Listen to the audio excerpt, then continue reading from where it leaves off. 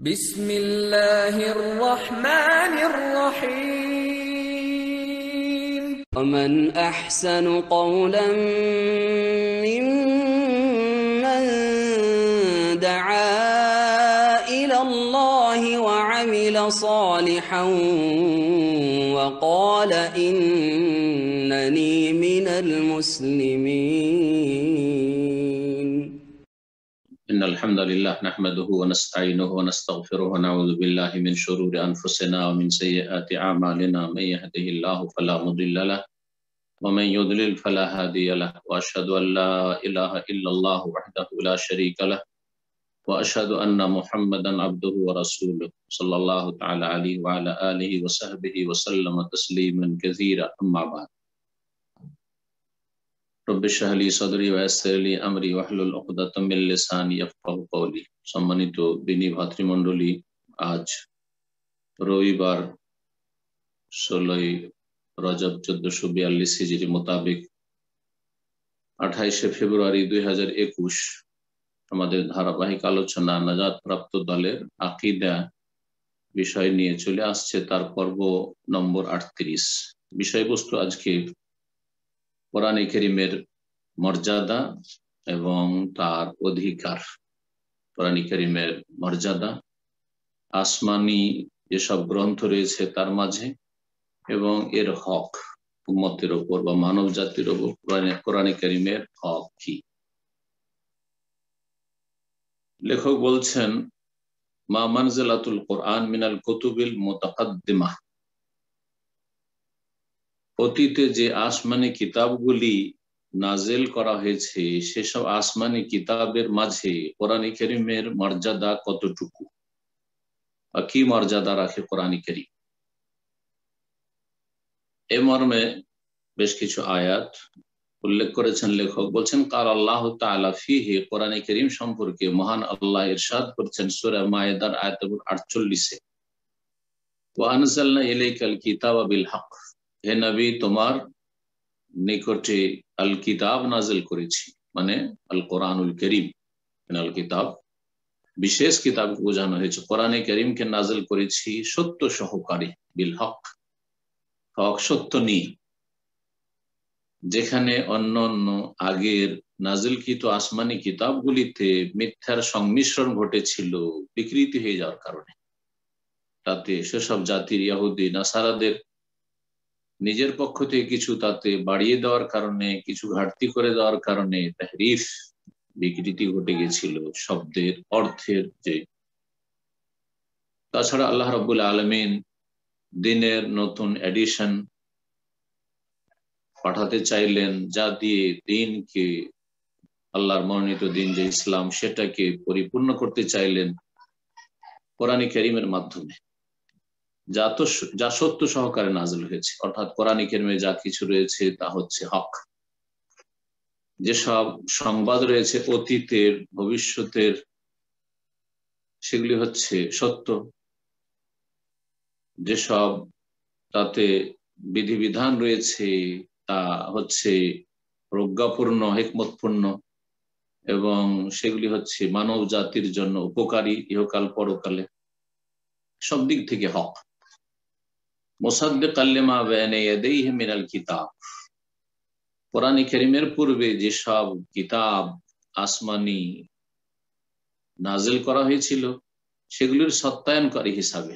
মুসাদ্দিকা, কোরআনে কারীমের একটি গুণ হচ্ছে যে কোরআনে কারীম সত্য বিল হক, আর একটি হচ্ছে মুসাদ্দিকা মানে সত্যায়নকারী।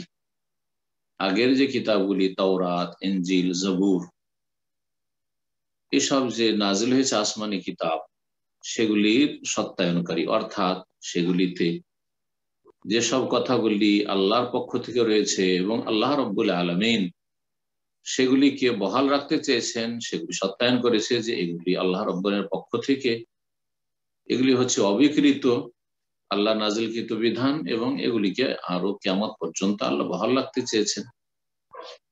আর সত্যায়নকারী আরেকটা দিক হচ্ছে যেসব বিধিবিধান হয়তো সেগুলি অবিকৃত, সত্য আল্লাহর পক্ষ থেকে নাজিলকৃত তাওরাত, ইনজিলে, কিন্তু সেগুলিকে আল্লাহ রহিত করতে চেয়েছেন, সেগুলি সত্যায়ন করেছেন এইভাবে যে এগুলি রহিতকৃত, এগুলির প্রতি আর মানুষের আমল করা বা এগুলির বাস্তবায়ন করা বৈধ নয়, ক্যান্সেল ঘোষণা করা হয়েছে। আর যেগুলি তাতে অসত্য রয়েছে, এক শ্রেণীর মানুষদের, ধর্মগুরুদের সংযোজন রয়েছে, বিকৃতি ঘটিয়েছে, সেগুলিকে শনাক্ত করে দেওয়া হয়েছে। মুহাইমিনান আলাইহি, কোরআন আরেকটি গুণ হচ্ছে কোরআনে কারীম আগের কিতাবগুলির প্রতি মুহাইমিন। মুহাইমিন ইসিম ফাইলের সিগা মুহাইমিন। এখানে আল কোরআনুল কারীমকে মুহাইমিন বলা হয়েছে।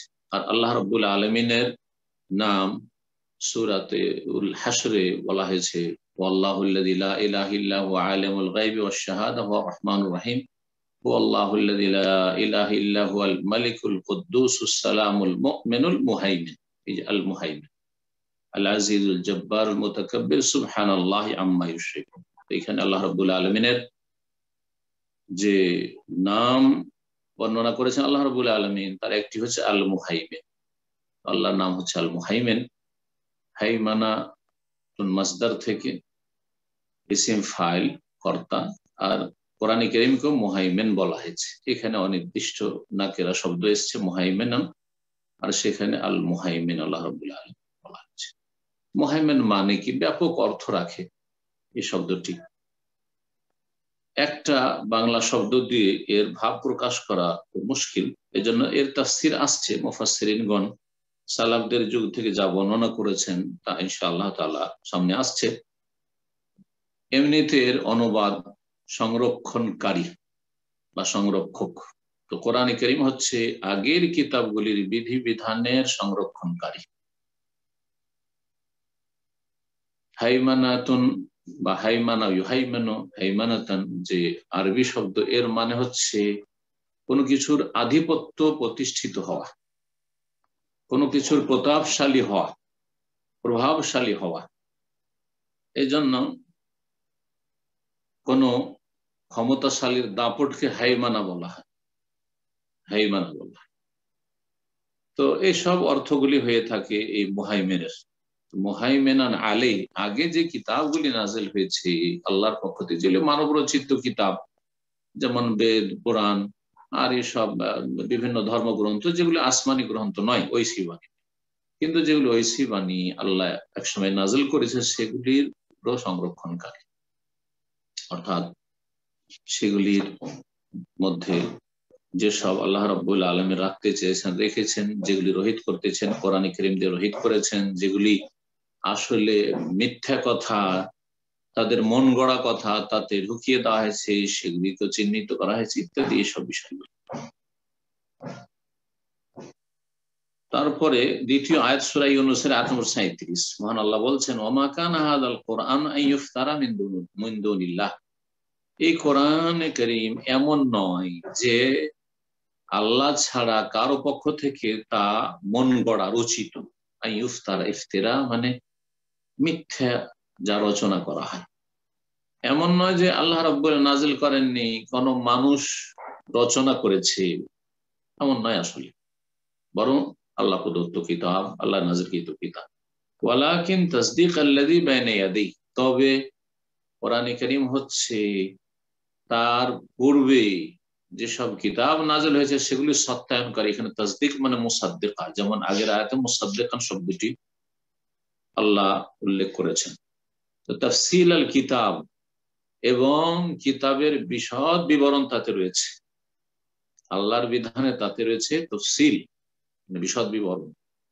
কোরআনে কারীম একটি গুণ হচ্ছে যে তাসদীক করেছে, সত্যায়নকারী, আরেকটি হচ্ছে তাফসীল, বিশদভাবে বর্ণনাকারী, যাতে কোনো অস্পষ্টতা নেই।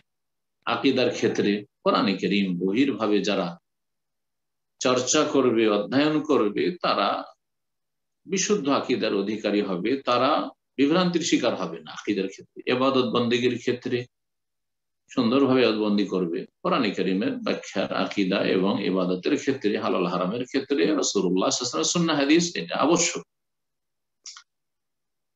দুটোই যেহেতু ওহী, আর দুটোই আমাদেরকে রাসূলুল্লাহ সাল্লাল্লাহু আলাইহি ওয়াসাল্লাম নির্দেশ করেছেন মানতে, এবং দুটোকে যারা আঁকড়ে ধরে তারা কখনো পথভ্রষ্ট হবে না। এইরকম বেশ হাদিস রয়েছে বিভিন্ন ভাষায়।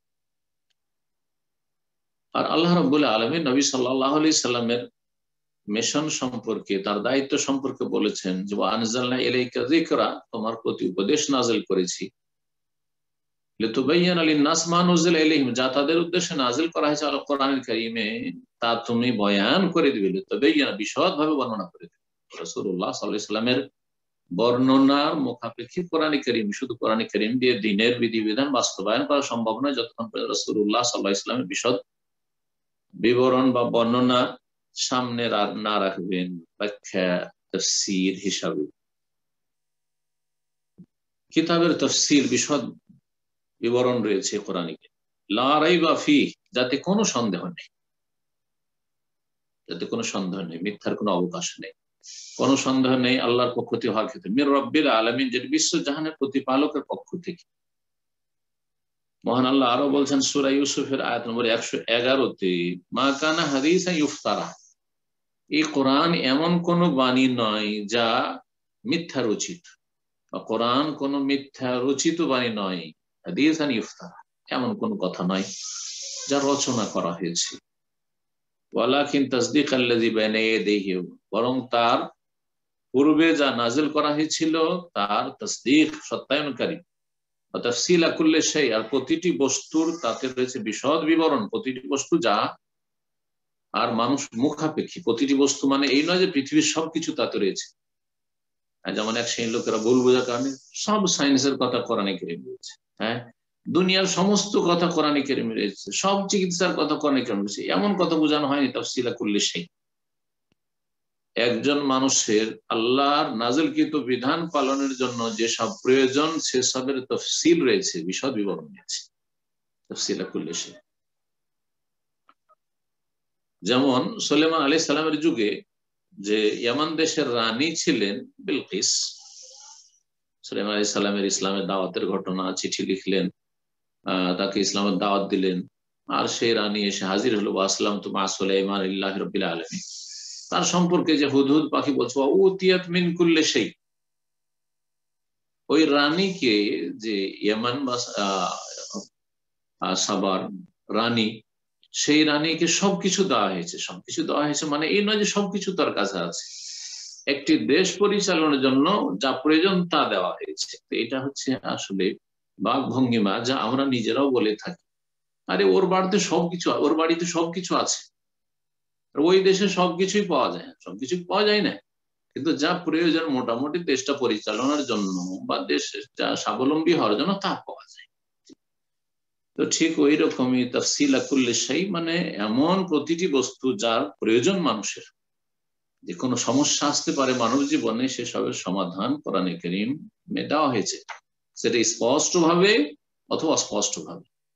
স্পষ্টভাবে যেগুলি রয়েছে সেগুলি সহজে উপলব্ধি করা যেতে পারে কোরআনে কারীম তরজমা তাফসীর পড়লে, আর অস্পষ্ট যেগুলি সেগুলি যারা গভীর জ্ঞান রাখেন কোরআন এবং সুন্নাহর ওহীর, দ্বীন ইসলামের, তারা ইস্তেমবাত করবেন, তারা সেগুলি থেকে অস্পষ্ট কথাগুলি ফুটিয়ে তুলবেন, এটাকে ইস্তেমবাত বলা হয়।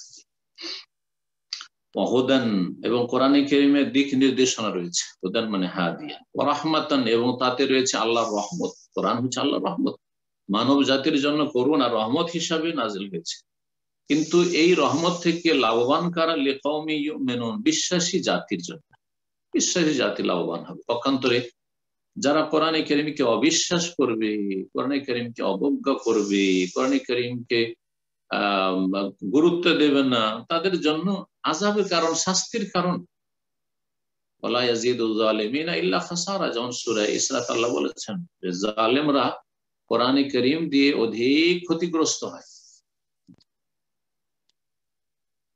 কাল আহলু তাফসীর, মুফাসসিরিনগণ বলেছেন, এই প্রথম যে আয়াতটিতে মুহাইমিন শব্দ রয়েছে তাফসীর সম্পর্কে বলছেন, মুহাইমিন মানে কি? কোরআনে কারীমকে অন্যান্য আসমানি কিতাবের উপর মুহাইমিন বলা হয়েছে, মানে মুতামিনান। মুতামিন মানে হচ্ছে বিশ্বস্ত, জি, আস্থাভাজন, আমানতদার, যার উপর আস্থা ভরসা করা যায়। কোরআনে কারীমের উপর আস্থা ভরসা করা যায়, এবং অন্যান্য কিতাবে যেসব বিধিবিধান রয়েছে সম্পর্কে, যেগুলি কোরআনে কারীমে সাব্যস্ত রাখা হয়েছে সেগুলি হচ্ছে আল্লাহর বিধান, আর যেগুলিকে সাব্যস্ত রাখা হয়, নিরোহিত করা হয়েছে, সেগুলি আল্লাহর বিধান নাই। সুতরাং কোন খ্রিস্টান যদি শুকুর খায়, আল্লাহ রাব্বুল কোরআনে কারীমে হুররিমাত আলাইকুমুল মাইতাতু ওয়াদ-দামু ওয়া লাহমুল খিনজির, শুকর গোশত হারাম করেছেন, মদ হারাম করেছেন, জুয়া হারাম করেছেন, সুদ হারাম করেছেন, ইত্যাদি ইত্যাদি। সুতরাং যা কোরআনে কারীমে হারাম করা হয়েছে এটা হচ্ছে চূড়ান্ত ফয়সালা আল্লাহর পক্ষ থেকে, কারণ এটি হচ্ছে শেষ বিধান রব্বুল আলামিনের সারা বিশ্বের সমস্ত মানবতার জন্য। শাহেদান, এবং কোরআনে কারীম হচ্ছে সাক্ষী। তাহলে মুহাইমিনের তাফসীর একটি হচ্ছে যার উপর আস্থা করা যায়, আর যা হচ্ছে সাক্ষ্য প্রদানকারী বা সাক্ষী কিসের উপর, আলা মা ক্বাবলাহু মিনাল কুতুব, তার পূর্বে যে কিতাবগুলি নাযিল হয়েছিল সেগুলির ওপর সাক্ষী হিসাবে, যেটাকে ঠিক বলবে ঠিক কোরআনে কারীমে, আর যেটাকে ঠিক বলেনি অথবা ছিল আসমানি বিধান কিন্তু সেটা রহিত রহিত। মুসাদ্দিকান লাহা, এবং তার সত্যায়নকারী। মুহাইমিনের একটা দিক হচ্ছে তাফসীরে যে সত্যায়নকারী অন্যান্য আসমানি কিতাবগুলি, ইয়ানি ইউসাদ্দিকু মা ফিহা মিনাস সাহিহ, যেগুলি তাতে সত্যি আল্লাহ প্রদত্ত বিধান রয়েছে এবং আল্লাহ সেগুলি রাখতে চেয়েছেন সেগুলির সত্যায়ন করবে। ওয়ায়ানফি মা ওয়াকা ফিহা মিন তাহরিফ, আর তাতে যেসব বিকৃতি ঘটেছে সেগুলিকে অস্বীকার করেছে কোরআনে কারীম, যে এগুলি তাদের মন গড়া কথা। তাবদীলিন ওয়া তাগয়ীর, আর তাতে যে পরিবর্তন ঘটিয়েছে, তাতে যে বিকৃতি নিয়ে এসছে, অথবা যেটা আসল অবস্থা ছিল আসল রূপ থেকে পরিবর্তন করেছে, সেগুলি সুস্পষ্ট করে দিয়েছে, এবং যেগুলি ভুল সেগুলিকে ভুল সাব্যস্ত করেছে। ওয়াহকুমু আলাইহি বিন-নাসখি আও আত-তাকরীর, এবং আগের কিতাবগুলি সম্পর্কে কোরআনে কারীম চূড়ান্ত ফয়সালা দিয়েছে বিন-নাসখি, রহিত হওয়া সম্পর্কে, যে এইসব বিধিবিধানগুলি রহিত করে দেওয়া হয়েছে, আও আত-তাকরীর, অথবা সেগুলিকে স্বীকৃতি দান করেছে, সমর্থন করেছে যে হ্যাঁ এগুলো ঠিক আছে।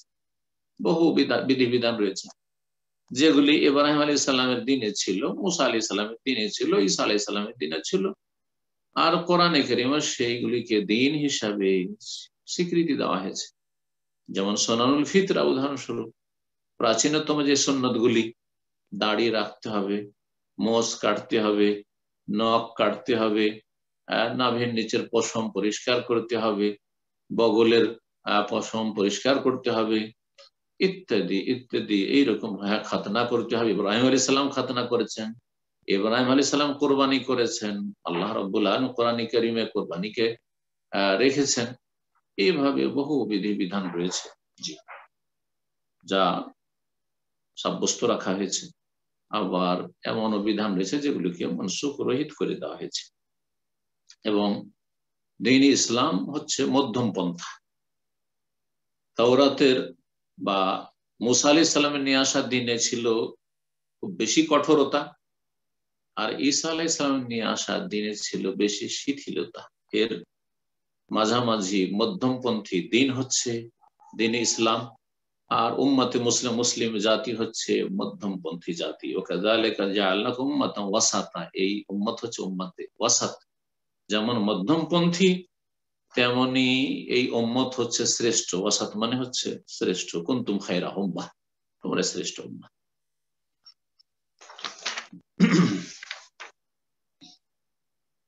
এই তাফসীর মুহাইমিনে যে তাফসীরগুলি বর্ণনা করলাম, যে মুতামিনান, শাহিদান, মুসাদ্দিকান ইত্যাদি বিষয়গুলি, এই তাফসীরগুলি আব্দুল্লাহ বিন আব্বাস রাদিয়াল্লাহু তাআলা আনহুমা থেকে, সাহাবায়ে কেরামদের মধ্যে বর্ণিত হয়েছে, তাবেঈনদের মধ্যে ইকরামা থেকে, সাঈদ বিন জুবাইর থেকে, মুজাহিদ থেকে, মুহাম্মদ বিন কাব থেকে, আতিয়া থেকে, হাসান বসরি থেকে, কাতাদা থেকে, আতা খুরাসানি থেকে, তারপরে সুদ্দি থেকে, ইবনে যায়েদ, আরো অনেক।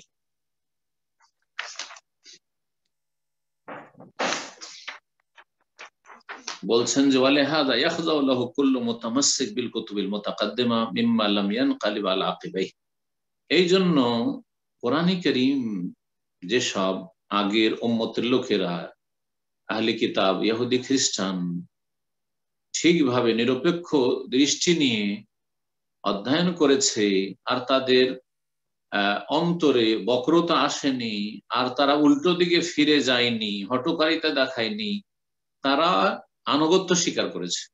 যেমন ইহুদিদের বড় আলেম মদিনায় ছিলেন আব্দুল্লাহ বিন সালাম রাদিয়াল্লাহু তাআলা, তিনি রাসূলুল্লাহ সাল্লাল্লাহু আলাইহি ওয়াসাল্লামকে দেখতেই এবং তার দু চারটি কথা শুনতেই তিনি বুঝে নিয়েছেন যে এই চেহারা হচ্ছে সত্যবাদী চেহারা, আর ইনি যা নিয়ে এসছেন তা সত্য। ইসলাম গ্রহণ করেছেন।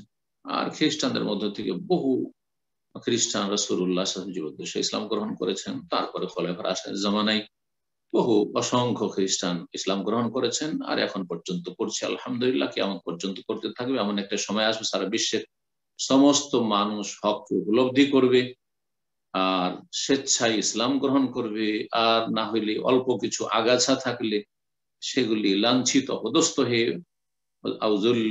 আউজুল্লে জালিলি ইল্লা আদখালাহুল্লাহ কালিমাতাল ইসলাম বিইজ্জি আজিজিন আউজুল্লে জালিল, অথবা লাঞ্ছিত অপদস্থ হয়ে বশত্ব স্বীকার করবে। তো বলছেন এই জন্য ইয়াখদাউল্লাহু কুল্লু মুতামাসসিক, কোরআনে কারীমের সামনে শির নত করে দেয় কুল্লু মুতামাসসিকিন বিল কুতুবিল মুতাকাদ্দিমাহ, আগের যে কিতাবগুলি নাযিল করা সেই কিতাবের প্রত্যেক ধারণকারী ব্যক্তি যদি তার মধ্যে এই বৈশিষ্ট্য থাকে কি মিম্মান লাম ইয়ানকালিব আলা আকিবাইহি, যেই ব্যক্তি উল্টো দিকে ফিরে যায়নি, মানে যার মধ্যে বক্রতা আসেনি, যে হঠকারিতা দেখায়নি, না আমি মানবো না। কেউ যদি কাঠুজ্জুতি করে, কেউ যদি মানতে না চায়, তাহলে তাকে মানাতে পারবে না। কিন্তু কার অন্তর যদি সাদাসিধা থাকে আর সত্যের সন্ধান থাকে, তো অবশ্যই কোরআনে কারীমের সামনে অনুগত হবে, মাথা ঝুঁকিয়ে দেবে। কামা ক্বালা তাবারাকা ওয়া তাআলা, যেমন আল্লাহ তাবারাকা ওয়া তাআলা আরেকটি আয়াতে বলেছেন সূরা কাসাসের আয়াত 52 থেকে 53, এই দুটি আয়াতে, আল্লাযীনা আতাইনাহুমুল কিতাবা মিন ক্বাবলিহি হুম বিহি ইউমিনুন, যাদেরকে আমি ইতিপূর্বে কিতাব দিয়েছিলাম, মানে কোরআনে কারীম নাযিলের আগেই কিতাব দিয়েছিলাম তাওরাত এবং ইনজিল, হুম বিহি ইউমিনুন, তারা এই কোরআনে কারীমের প্রতি ঈমান নিয়ে আসে। তারা যদি সত্যি অন্তরে বক্রতা না রাখে, অন্তরকে সোজা করে হেদায়েতের তলাশ করে, তো তার প্রতি ঈমান নিয়ে আসবে। তারপর বলছে ওয়াইজা ইউতলা আলাইহিম, আর যখন তাদের সামনে কোরআনে কারীম পাঠ করে শোনানো হয়, কালু আমান্না বিহি, তখন তারা বলে আমরা এর প্রতি বিশ্বাস স্থাপন করলাম। ইন্নাহুল হাক্কু মির রাব্বিনা, নিঃসন্দেহে আল কোরআন হচ্ছে আমাদের প্রতিপালকের পক্ষ থেকে চিরসত্য। ইন্না কুন্না মিন ক্বাবলিহি মুসলিমিন, এর পূর্বেই আমরা এইসব বিধানের প্রতি আত্মসমর্পণকারী ছিলাম, আমরা এগুলি মেনে নিয়েছি, এগুলি আল্লাহর পক্ষ থেকে। এছাড়াও অনেক আয়াত রয়েছে। এতক্ষণ পর্যন্ত কোরআন কারীমের মর্যাদা সম্পর্কে আলোচনা চলছিল। এখন যে আরেকটা বিষয়ের দিক ছিল যা বলতে চাই, তা হচ্ছে কোরআন কারীমের হক বা কোরআন কারীমের অধিকার। বলছেন লেখক, মাল্লাযী ইয়াজিবু ইলতিজামুহু ফি হাক্কিল কোরআন আলা জামিউল উম্মাহ, এই মুসলিম উম্মার সমস্ত মানুষের উপর কোরআন কারীমের ক্ষেত্রে কি আবশ্যক, মানে কোরআন কারীমের হক আদায় করার ক্ষেত্রে আমাদের জন্য আবশ্যক কি, কিভাবে আমরা তার অধিকার আদায় করতে পারবো এবং যথাযথ তার মূল্যায়ন করতে পারবো। বলছেন হুয়া ইত্তিবাউহু যাহিরান ওয়া বাতিনান, কোরআন কারীমের অনুসরণ করবে বাহ্যিক এবং আভ্যন্তরীণ ভাবে। বাহ্যিক অর্থাৎ যেসব বাহ্যিক আমল করার বিষয় রয়েছে, আনুগত্যের বিষয় রয়েছে, সেগুলি বাহ্যিক ভাবে মেনে নেবে। আর আভ্যন্তরীণ ভাবে মানে যেগুলি সম্পর্ক অন্তরের সাথে, অন্তরে বিশ্বাস রাখতে হয়, যেগুলি দেখা যায় না সেগুলি বিশ্বাস করবে। কোরআন কারীমে যেসব গায়বের কথা রয়েছে, যেসব ঈমান আকীদার কথা রয়েছে, বিশ্বাস করবে। সেগুলি সম্পর্ক মানুষের বাহ্যিক জীবনের সাথে হোক অথবা আভ্যন্তরীণ অবস্থার সাথে হোক। ওয়াতামাসসাকু বিহি, এবং কোরআন কারীমের একটি অধিকার হচ্ছে কোরআন কারীমকে আঁকড়ে ধরবে, শক্ত করে ধারণ করবে। কোরআন কারীমকে শক্ত করে ধারণ করবে। কোন ব্যক্তি বা কোন শক্তি কোন মুসলিমকে যদি সত্যিকার মুসলিম হয়, ইমানদার হয়, তাকে দুনিয়ার কোন প্রলোভন দিয়ে তার কাছ থেকে ঈমান ইসলাম কেড়ে নিতে পারবে না। জি, কোটি কোটি টাকা দিও, সারা পৃথিবীর রাজত্ব দিয়েও কেড়ে নিতে পারবে না, এই বিশ্বাস। এটা হচ্ছে কোরআন কারীমকে আঁকড়ে ধরা। এইরকমই কোন ধমক দিয়ে আর কোন শাস্তি দিয়েও কেড়ে নিতে পারবে না, প্রলোভন দিয়ে না শাস্তি দিয়ে কেড়ে নিতে পারবে। এ হচ্ছে আঁকড়ে ধরা। ওয়াল কিয়ামু বিহাক্কিহি, কোরআন কারীমের যে হক রয়েছে তা যথাযথ আদায় করা। কাল আল্লাহ তাআলা, মহান আল্লাহ ইরশাদ করেন সূরা আন-নাম আয়াত নম্বর 155 তে, ওয়া হাযা কিতাবুন আনজালনাহু মুবারাক, এই কিতাব যা আমি নাজিল করেছি তা হচ্ছে বরকতময়, এতে রয়েছে বারাকা, যে দিন দুনিয়ার বরকত রয়েছে। কোরআনে কারীমের বাস্তবায়নে এমন না যে শুধু আখিরাত সুখী হবে, মরার পরেই শুধু কোরআনে কারীমের লাভটা পাবো, না, দুনিয়াতেও শান্তি। আজকে কোরআনে কারীমের যে সব দণ্ডবিধান রয়েছে সেগুলি যদি বাস্তবায়ন করা হয় সারা পৃথিবীর যে কোনো দেশে, তো সেখানে শান্তি নেমে আসবে, নিরাপত্তা সেখানে বিরাজ করবে। আজকে নিরাপত্তা কেন নেই? খুনি খুন করে দিচ্ছে, সে ভালো করে জানছে যে আমি খুন করে দিল, আমাকে খুন করা হবে না, আমি তো বেঁচেই থাকবো, খুব বেশি তো জেলে যাবো 2-4-5 বছর, আর তারপরে জামিনে ছুটে যাব। আর যদি কোনো সোর্স থাকে তাহলে তো বলতেই হবে না, হ্যাঁ, পেছনে যদি কোনো শক্তি থাকে তাহলে তো কিছু বলতে হবে না, কি আমাকে ধরে, ধরা ছড় বাইরে। কিন্তু দিন ইসলামের বিধান হচ্ছে কুতিবা আলাইকুমুল কিসাস।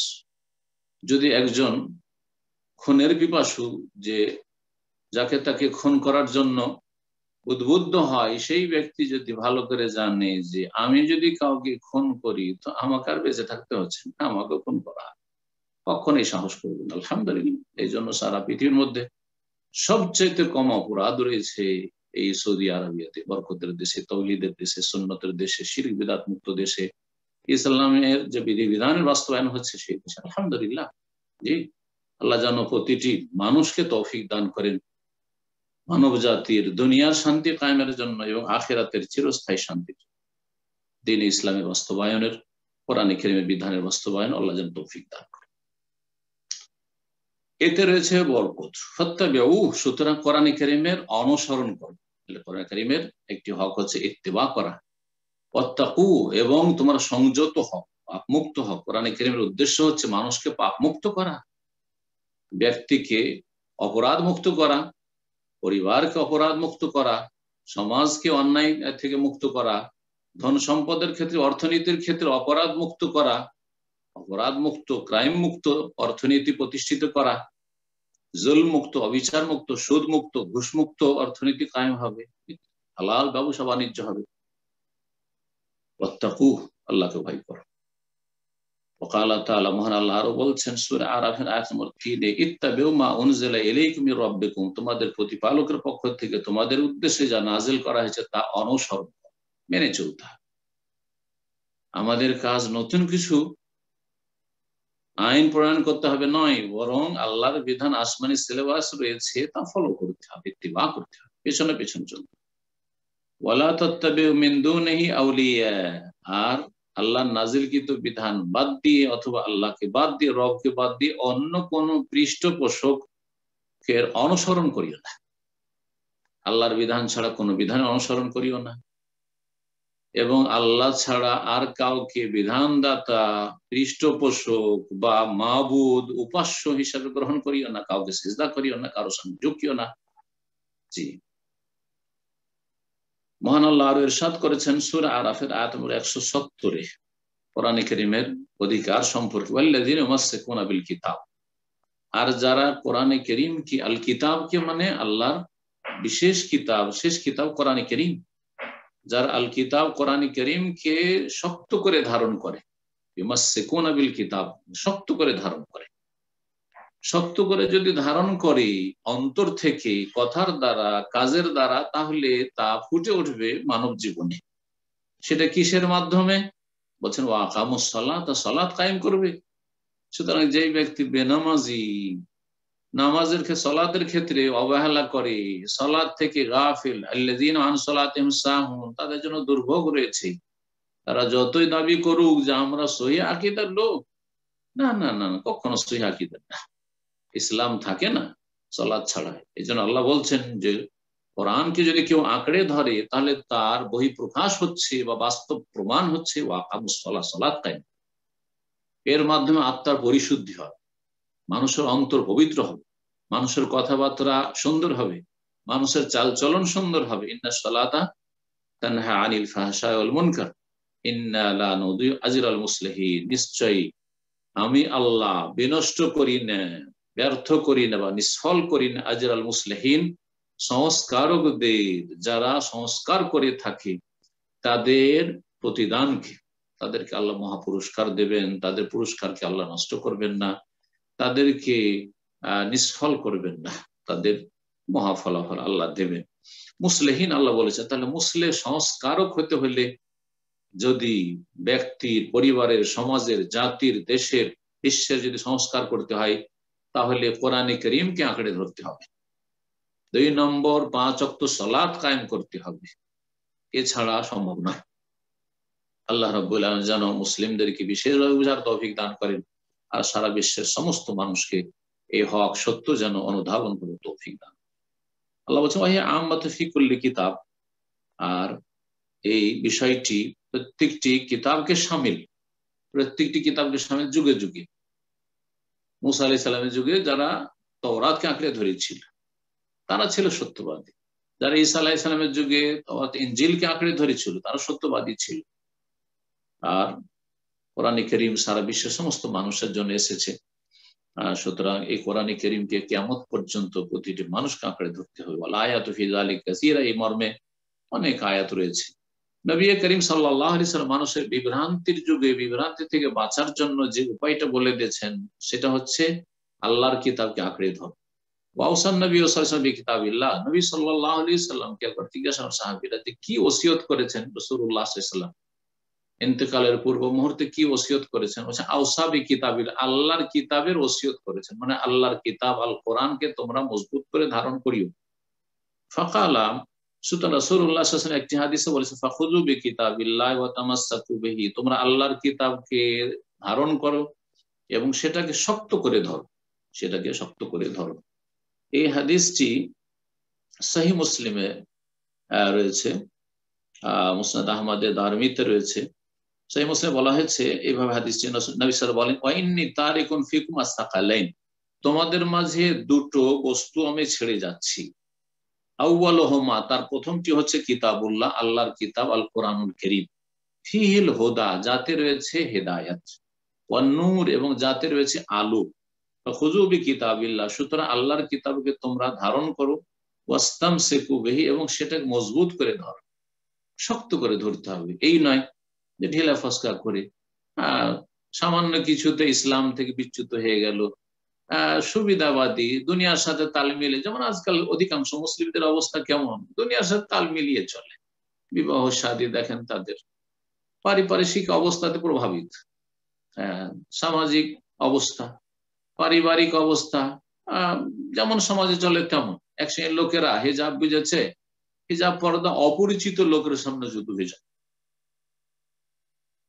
কিন্তু দেবরের সামনে, ভাসুরের সামনে, আপনার দুলাভাইয়ের সামনে, এইভাবে যতগুলি নিকট আত্মীয় কিন্তু যারা নন মাহরম তাদের সামনে, না না এরা তো আমাদের ঘরেরই লোক, এই তো আমার এই ছোট থেকে আমাদের সামনে বড় হইল।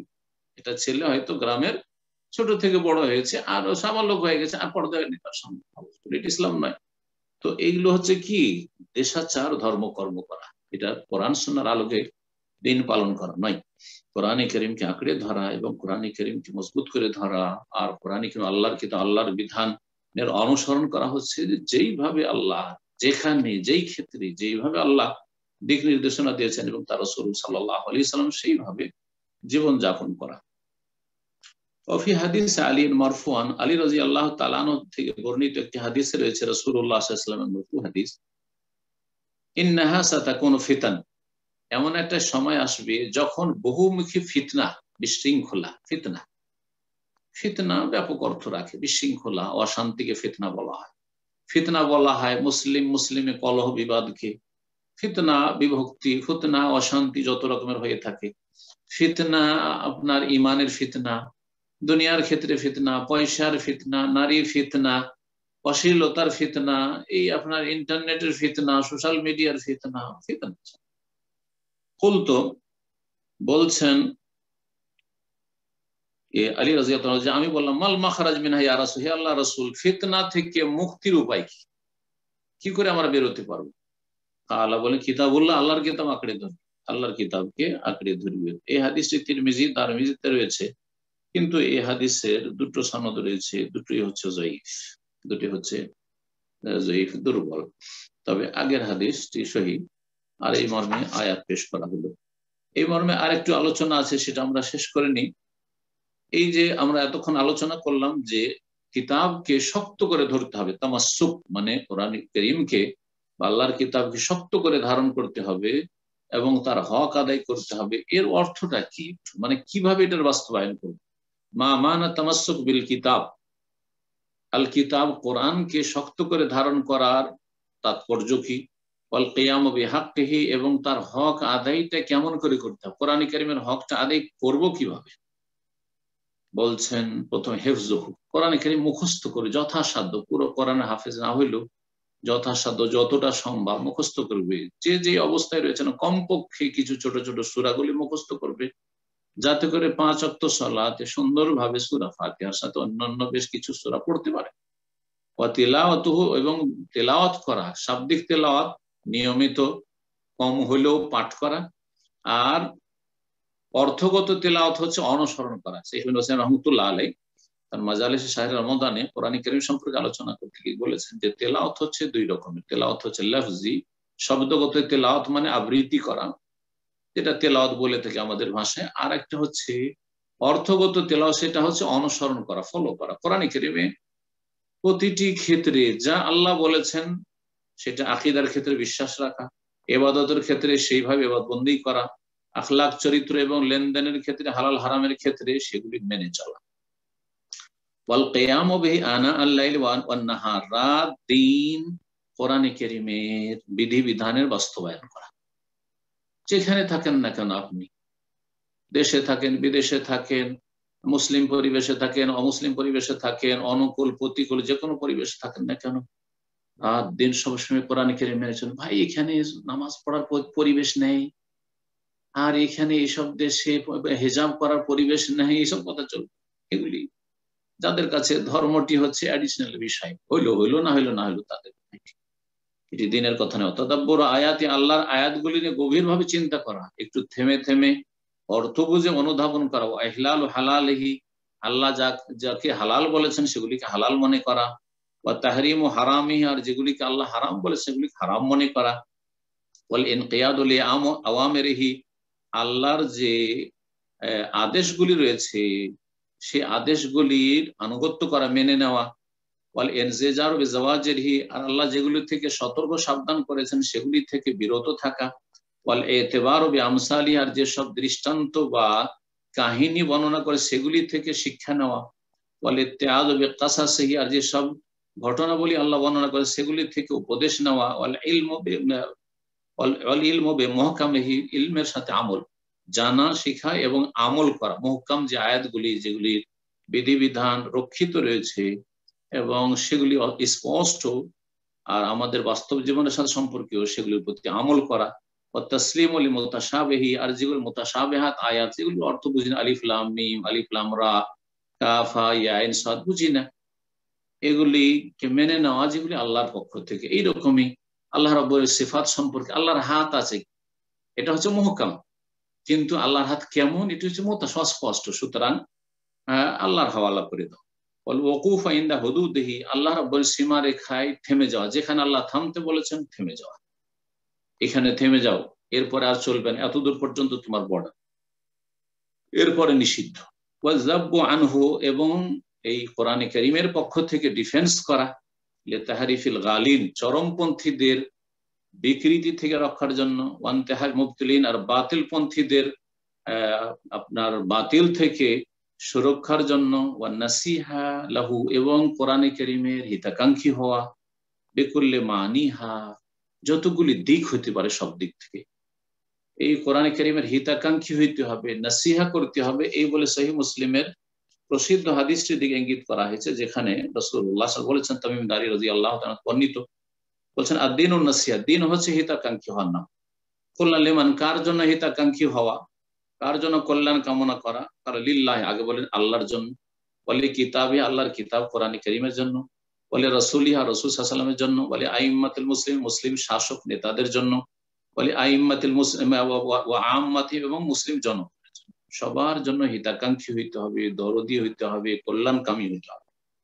তো কোরআন কারীমের হিতাকাঙ্ক্ষী হওয়া, কোরআন কারীমের বিধিবিধানের হিতাকাঙ্ক্ষী হইলে আপনি প্রতিটি মানুষের অন্তর অন্তরে কোরআন পৌঁছে দেওয়ার চেষ্টা করবেন, প্রতিটি মানুষের কাছে ইসলামের দাওয়াত পৌঁছে দেওয়ার চেষ্টা করবেন। এই জন্য বলছে দাওয়াতু ইলা যালিকা আলা বাসীরা, এবং জ্ঞানের সাথে কোরআন কারীমের দিকে আহ্বান করা মানব জাতিকে, দিনের দাওয়াতের কাজে নিজেকে নিয়োজিত রাখার চেষ্টা করে। যে যেখানে আছেন আপন জায়গা থেকে মুসলিমদের কাছে, অমুসলিমদের কাছে, মুসলিমদের যাদের কাছে ইসলাম স্পষ্ট নয়, যারা শিরক বিদআতে ধর্মকর্ম করছে, অথবা যারা ধর্মের ক্ষেত্রে অবহেলা করছে, ফরজ ওয়াজিব আদায় করছে না, হারামে ডুবে আছে, মুসলিম সমাজের যারা পাপিষ্ট ফাসিক, তাদের কাছে ইসলাম তুলে ধরা, আল্লাহর ভয় ভীতি তাদের অন্তরে তৈরি হোক, এই সমস্ত দাওয়ার কাজ। আল্লাহ রাব্বুল আলামিন যেন আমাদের সকলকে তৌফিক দান করেন এবং কোরআন কারীমের মর্যাদা অনুধাবন করার তৌফিক দান করেন, আর কোরআন কারীমের হক যথাযথ আদায় করার আমাদের সকলকে তৌফিক দান করেন। ওয়া সাল্লাল্লাহু ওয়া সাল্লাম আলা নবিয়িনা মুহাম্মদ ওয়া আলা আলিহি ওয়া সাহবিহি আজমাইন। জাযাকাল্লাহু খাইরান শেখ। তো সম্মানিত দ্বীনী ভাই বোনেরা, এখনই আমাদের প্রশ্নোত্তর পর্ব শুরু হবে। তবে যারা নতুন লাইনে আছেন তাদের উদ্দেশ্যে বলছি, অনেক ব্রাদার আমাদেরকে মেসেজ করতেছেন যারা হয়তো কনফারেন্সে হ্যান্ড রেজ করার পরে আপনার হ্যান্ড ড্রপ হয়ে গেছে, লোয়ার হ্যান্ড হয়ে গেছে, বিকজ অফ আপনি সেকেন্ড লাইনে চলে গেছেন। তো যারা আমরা কনফারেন্সে প্রশ্ন করার জন্য হ্যান্ড রেজ করবো, অবশ্যই কন্টিনিউ আমাদেরকে লাইনে থাকতে হবে। যদি আপনি সেকেন্ড কল অডিও কলে আপনি চলে যান তাহলে আপনার লাইনটা ড্রপ হয়ে যাবে, বিধায় আপনাকে আবারও হ্যান্ড রেজ করতে হবে। তো যারা আমরা প্রশ্ন করার জন্য হ্যান্ড রেজ করবো, শুরু থেকে অবশ্যই প্রোগ্রামে কন্টিনিউ করার চেষ্টা করব, তাহলে আপনার সুযোগ পাবেন প্রশ্ন করার জন্য। তো ইনশাআল্লাহ আমরা সময় না নিয়ে আমরা প্রশ্নোত্তর পর্বে চলে যাচ্ছি। শুরুতেই প্রশ্ন করবেন আব্দুল হামিদ সোহেল, আপনি প্রশ্ন করুন।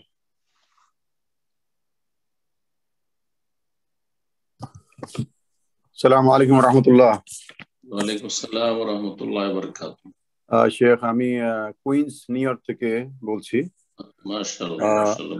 আচ্ছা, আজকের যে আলোচনা রিলেটেড আমি একটা কোশ্চেন, এটা অবশ্য অনেক হয়তো বড় ধরনের হয়ে যাবে, আমি অতটুকু বিস্তৃত যাচ্ছি না। সেটা হচ্ছে আধুনিক সমাজে আমাদের দেশে হোক বা প্রবাসে হোক, নামাজ পড়ার ক্ষেত্রে দেখা যাচ্ছে যে স্বামী স্ত্রী হোক, বাবা মা এবং সন্তান সন্ততির মাঝে একটা নামাজের গুরুত্ব নিয়ে যখন পরিবারে আলোচনা হয়, সেখানে একটা মনোমালিন্য হয়ে যেতে পারে অনেক সময়। আন্ডারস্ট্যান্ডিং এর যে লেভেল আছে এটা ভিন্ন হওয়ার কারণে এটা আমরা কিভাবে সলভ করতে পারি? অনেক সময় দোষারোপ হয়ে যায় যে আমরা এক্সট্রিম হয়ে যাচ্ছি কিনা নামাজের জন্য, যেমন সন্তান সন্ততিকে চাপ দেওয়ার জন্য যে নামাজের সময় বয়স হয়ে গেছে, তারপরেও কেউ আদর করছে যে না ঠিক আছে পড়ালেখা করুক, ঘুমাক, স্বাস্থ্য ভালো থাকুক, আর অপরপক্ষ বলছে যে না নামাজ পড়া দরকার, অবশ্যই পড়া দরকার। এক্ষেত্রে যে ডিফারেন্স অফ অপিনিয়ন হয়ে যাচ্ছে পরিবারের মধ্যে, এটা আমরা কিভাবে সলিউশন করতে পারি? স্বামী স্ত্রী এটা বলতে চাইছেন, স্বামী স্ত্রী, তাই তো?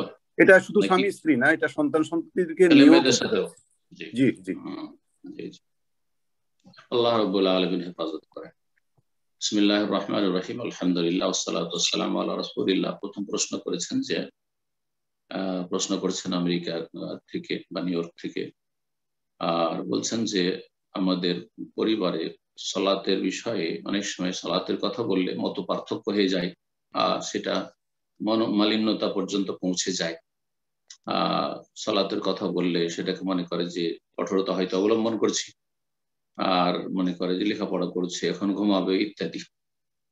মনে রাখবেন যে আপনি কোন স্তরে আছেন এটা প্রথম দেখার বিষয়। আপনি কি বাড়ির অভিভাবক?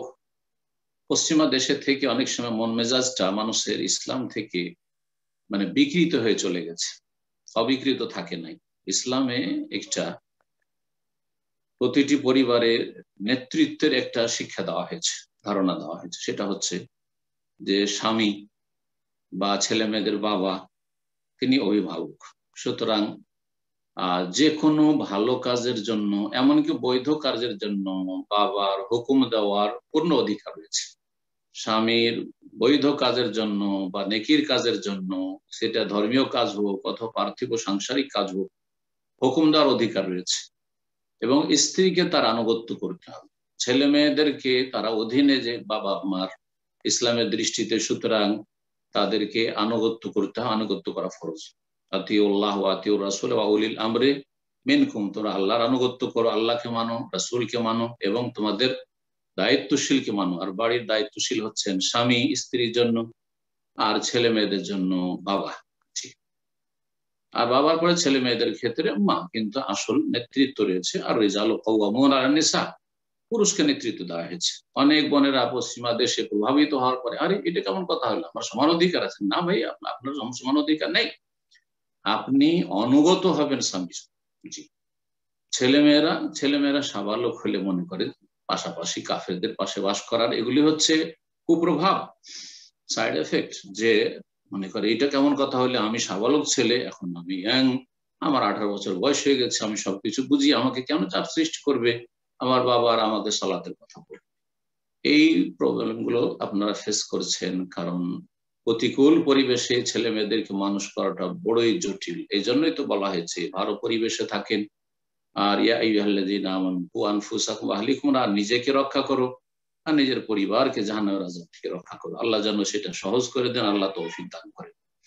তবে একজন অভিভাবককে বলবো যে আপনার দায়িত্ব আপনাকে শুরু করতে হবে যখন থেকে দায়িত্ব দেওয়া হয়েছে। বিলম্ব করে শুরু করলে হবে না, ডিলে করলে হবে না। কেমন কথা, 7 বছরে রাসূলুল্লাহ সাল্লাল্লাহু আলাইহি ওয়াসাল্লাম সালাতের ট্রেনিং করাতে বলছে। 7 বছর কিন্তু সালাত ফরজ হয় না। ছেলে মেয়ে যখনই 7 বছর বয়সের হয়েছে সালাত আদায় করাবে। 10 বছর হয়ে যাচ্ছে, 3টা বছর, 7 থেকে 3-4 বছর, 7, 8, 9, এই 3 বছর চলে গেল, শুধু বলতে থাকলেন এবং সাথে নিয়ে সালাত আদায় করতে থাকলেন। এই সময়গুলো তো কখনো বিরুদ্ধাচরণ করে, আপনার উল্টো দিকে যাবে না কিন্তু ছেলে। 10 বছর হয়ে গেছে, এখন যদি দেখেন যে ঢিলামি করছে, অবহেলা করছে, দুষ্টামি করছে, তাহলে একটু শক্ত হবে। এখনো কিন্তু নাবালক আছে, এখনো ফরজ হয়নি। 10, 11, 12, 13, 14 পর্যন্ত 5 বছর প্রায়। তাহলে এদিকে 5 বছর আর 3 বছর, 8 বছর একটা ছেলের ট্রেনিং করলেন, এখনো ফরজ হয়নি। 15 বছর বয়সে সাধারণত ছেলেরা সাবালক হয়, মেয়েদের ক্ষেত্রে 11 বছর 12 বছরে সাবালিকা হয়ে যেতে পারে। মেয়েরা এত অবাধ্য হয় না যত অবাধ্য আজকালকার ছেলেরা। জি। তো আর ছেলেদেরকে কন্ট্রোল করতে বাবাকে মাকে যত কষ্ট করতে হয়, মেয়েদের ক্ষেত্রে এত কষ্ট করতে হয় না, যদি ইসলামী তরবিয়ত, ইসলামী প্রতিপালন করে থাকেন, ইসলামী পরিচর্যা করে থাকেন, শরীরের হক আদায় করে থাকেন। অনেকে মানে ছেলে মেয়েকে চিকিৎসা দিয়ে থাকেন সুন্দর, ছেলে মেয়েকে খুব ভালো ভালো খাওয়ান, যা চাই তাই খাওয়ান, ছেলে মেয়েকে ভালো ভালো স্কুলে পড়ান, আর ভালো তাদেরকে দুনিয়াতে কিছু করুক এইরকম কিছু বানাতে চাইছেন, কিন্তু জাহান্নামের আযাব থেকে বাঁচুক এই পরিকল্পনা আপনার হাতে ছিল না, যার ফলে আপনার ছেলেমেয়েরা খারাপ হয়ে যাচ্ছে। এই দীর্ঘ ট্রেনিং এর পরে, প্রায় 8 বছর ট্রেনিং এর পরে 15 বছর বয়সে তখন গায়ে একটু বেশি শক্তি ক্ষমতা হয়েছে, তখন আর বিরুদ্ধাচরণ করবে না। ব্যতিক্রম, শতকরা 1-2টা খারাপ হইতে পারে, ওটা হবে। নবী রাসূলগণের ছেলেরা খারাপ হয়েছে, নবী রাসূলগণের আত্মীয় স্বজন খারাপ হয়েছে। প্রতিটি ভালো বংশে খারাপ কিছু আগাছা থাকবে, ধানে চিটা থাকবে। তো কথা হচ্ছে আল্লাহর কাছে তার সাথে দোয়া করতে হবে। শুধু দোয়াতে কাজ দেবে না যদি কর্ম না থাকে। রাসূলুল্লাহ দোয়াও করেছেন, আবার বদর উহুদও করেছেন। জি, শুধু মসজিদে বসে আল্লাহ বিল্লাহ করেননি আর দোয়া করেননি। তো এইরকমই আপনার ছেলে মেয়েদের তরবিয়তের ক্ষেত্রে দোয়াও করতে হবে, দাওয়াতও দিতে হবে, ইসলামী তরবিয়ত দিতে হবে যেভাবে বললাম। আশা করি এতে অনেক সহজ হবে আপনার জন্য ছেলে মেয়েদেরকে মুসলিম করে রাখা। আল্লাহ যেন সহজ করে দেন। যদি এমনটা দেখা যায় যে ছেলে মেয়েরা সাবালক সাবালিকা হয়ে গেছে, তারপরে আপনার ছেলে মেয়েরা অবাধ্য হয়ে যাচ্ছে আর তখন সালাত পড়ছে না, অনেক সময় দেখা যায় এরকমটা হয়ে যায়, তখন যথাসাধ্য চেষ্টা করবে, যথাসাধ্য চেষ্টা। তখন কথার দ্বারা আর বল প্রয়োগ করার সময় নেই, চাপ সৃষ্টি করার সময় নেই। আর আপনারা যেখানে আছে সেখানে আইনও সাথ দিচ্ছে না, আপনার অভিভাবক হিসাবে আপনি বল প্রয়োগ করতে পারেন না। সুতরাং তখন যথাসাধ্য কথার দ্বারা নসিহা করবেন, উপদেশ দেবেন, আর ভালো পরিবেশে রাখার চেষ্টা করবেন। সচ্ছলতা থাকলে তাড়াতাড়ি বিয়ে শাদী দিয়ে দিতে চেষ্টা করবেন, যাতে করে ফিতনা থেকে বেঁচে থাকতে পারে ছেলেমেয়েরা, অবাধ মেলামেশা থেকে বেঁচে থাকতে পারে, পাপ থেকে বেঁচে থাকতে পারে, পাপের জায়গা থেকে বেঁচে থাকতে পারে। ইনশাআল্লাহ যে ব্যক্তি চেষ্টা করে আল্লাহ তাকে তৌফিক দিয়ে থাকেন। তারপরে যদি স্বামী স্ত্রীতে মানে মতবিরোধ দেখা যায়, অনেক সময় স্ত্রী বলছে হ্যাঁ ছেলেটা পড়া আছে, এই আছে, রাত্রে অনেক জেগেছে, তুমি ফজর উঠিয়ে দিচ্ছ না, এই বলার অধিকার নেই আপনার স্ত্রী। তাকে ইসলাম সম্পর্কে জ্ঞান রাখতে তার বলার অধিকার নেই। ছেলেমেয়েরা যদি উঠতে কষ্ট হয় যথাসাধ্য চেষ্টা করে উঠিয়ে দেওয়ার, কিন্তু এমন নয় যে বেনামাজি হয়ে যাচ্ছে, এমনটা যাতে না হয়। আল্লাহ রাব্বুল আলামিন যেন তৌফিক দান করেন। আশা করি এই কথাগুলি যথেষ্ট হবে, যদিও বলার শেষ নাই, কিন্তু আল্লাহ রাব্বুলের কাছে আশা করি যে আল্লাহ রাব্বুল আলামিন আপনাকে এইভাবে ছেলে মেয়ে মানুষ করার তৌফিক দেবেন এবং প্রতিটি ভাই বোনকে আল্লাহ যেন দিনের কাজ করার এবং নিজের পরিবারকে সত্যিকার মুসলিম বানাবার তৌফিক দান করেন, এবং এটাকে আল্লাহ যেন আমাদের সকলের জন্য সহজ করে। জি, তো ইনশাআল্লাহ এই পর্যায়ে প্রশ্ন করবেন মোহাম্মদ মানিক, আপনি প্রশ্ন করুন। আসসালামু আলাইকুম রহমতুল্লাহি ওয়া বারাকাতুহু। ওয়ালাইকুম আসসালাম ওয়া রাহমাতুল্লাহি ওয়া বারাকাতুহু। শাক, আমি বাফালো নিউ ইয়র্ক থেকে বলছি। বলেন। আমার প্রশ্নটা হলো যে কোন সহি আলেম যে দিনের ক্ষেত্রে সে সহি আছে, কোনো বেদাত নাই যতটুকু জানি, কিন্তু দুনিয়ার ব্যাপারে সে কারোর সাথে লেনদেনের ক্ষেত্রে দেখা গেছে লেনদেন করছে কিন্তু টাকা পয়সা ঠিক মতো ফেরত দেয় নাই বা তার সাথে কমিটমেন্ট ঠিক রাখেন নাই, সেই ক্ষেত্রে তার কাছ থেকে কি দিন শেখা যাবে কিনা এই ধরনের আলেমের কাছ থেকে? জি হ্যাঁ, কোন ব্যক্তি হয়তো আলেম আর আকীদা ঠিক আছে, ইসলামের যে শিক্ষাটা দিচ্ছে সেটা তার ঠিক আছে, মানহাজ ঠিক আছে, শিরক বিদআত মুক্ত, কিন্তু তার আখলাক আচরণ ভালো না, লেনদেন ভালো না, টাকা পয়সা নিয়ে হয়তো অনেকের সাথে নয়ছয় করছে, এগুলি এক শ্রেণীর আলেমরা যারা আদর্শ নয়, যারা চরিত্রহীন, আল্লাহ হিদায়াত করুক তাদেরকে, এরা ভালো মানুষদেরকে বদনাম করে দিচ্ছে এবং ভালো মানুষদের জন্য এরা কলঙ্ক। তো এইরকম যদি হয় যে এরকম আলেম রয়েছে, তার কাছে এলেম আছে, তাহলে দেখবেন যে ওর চাইতে ভালো কেউ আছে কিনা। যদি দেখেন যে আলহামদুলিল্লাহ আমার কাছে বিকল্প আছে, উত্তম বিকল্প, আকীদাও ভালো, আখলাকও ভালো, লেনদেনও ভালো, এইরকম লোকের কাছ থেকে এলেম শিখতে আমি পারছি, তাহলে এরকম চরিত্রহীন লোকের কাছে এলেম শিখবেন না। যাদের আচার আচরণ খারাপ, যারা আমানতে খেয়ানত করে, যারা হাত ভারী, যাদের তাদের কাছ থেকে এলেম নেবেন না। কিন্তু যদি দেখা যায় আপনার এমন এলাকা আছেন যেখানে ওই রকম কোনো আলেম পাচ্ছেন না, তাহলে নাই মামাতে কানাওয়া ভালো, এর কাছে যেহেতু তার আকীদাটা ঠিক আছে, আকীদার এলেম গ্রহণ করবেন, আর তার কাছে তার ইবাদত বন্দেগীটা ঠিক আছে, সুতরাং ইবাদত বন্দেগীর দিকগুলো তার কাছ থেকে শিখবেন, হালাল হারাম শিখবেন, কিন্তু তার কর্ম শিখবেন না, অর্থাৎ তার বদ চরিত্র, তার যে খেয়ানত, তার স্বভাবটাকে নেবেন না, তার স্বভাবটাকে নেবেন না। রাসূলুল্লাহ সাল্লাল্লাহু আলাইহি ওয়াসাল্লাম বললেন ইউখাযু ওয়া ইয়ারাদ্দু ইল্লা সাহিবু হাদাল, প্রত্যেক ব্যক্তির কথা নেওয়াও যাবে আর ছাড়তেও হবে একমাত্র রাসূলুল্লাহ সাল্লাল্লাহু আলাইহি ওয়াসাল্লাম ছাড়া। মানুষের ত্রুটি থাকতে পারে, কোনো ক্ষেত্রে আমার ত্রুটি থাকতে পারে, যদি কারো নজরে আসে যে আমার মধ্যে সে ত্রুটি রয়েছে, ভালোভাবে যদি সংশোধন করে দেওয়া সম্ভব হয় তো সংশোধন হইল, আর যদি সংশোধন না হয় তো সেটা পরিত্যক্ত, আপনি ছেড়ে দেবেন, আল্লাহ রাব্বুল আলামিন যেন তৌফিক দান। জি, ইনশাআল্লাহ পর্যায়ে প্রশ্ন করবেন আরিফ, আপনি প্রশ্ন করুন। আসসালামু আলাইকুম শেখ। ওয়ালাইকুম আমি আসসালাম ওয়া ইতালি রাহমাতুল্লাহ। থেকে বলছি। ইতালি থেকে? জি, ইতালি ভেনিস থেকে। বলেন। আমার প্রশ্ন ছিল, যদি কেউ মানে জেনা থেকে বাঁচার জন্য, মানে জেনা থেকে অনেক চেষ্টা করতেছে কিন্তু পারতেছে না, মানে তওবা যত করে তবুও আবার ফিরে যায়, তখন সে কি এটার জন্য কুনুতে নাজেলা পাঠ করতে পারবে কিনা প্রত্যেক 5 ওয়াক্ত নামাজে, যে এই মহাবিপদ থেকে বাঁচার জন্য কোন রকমে পারতেছে না?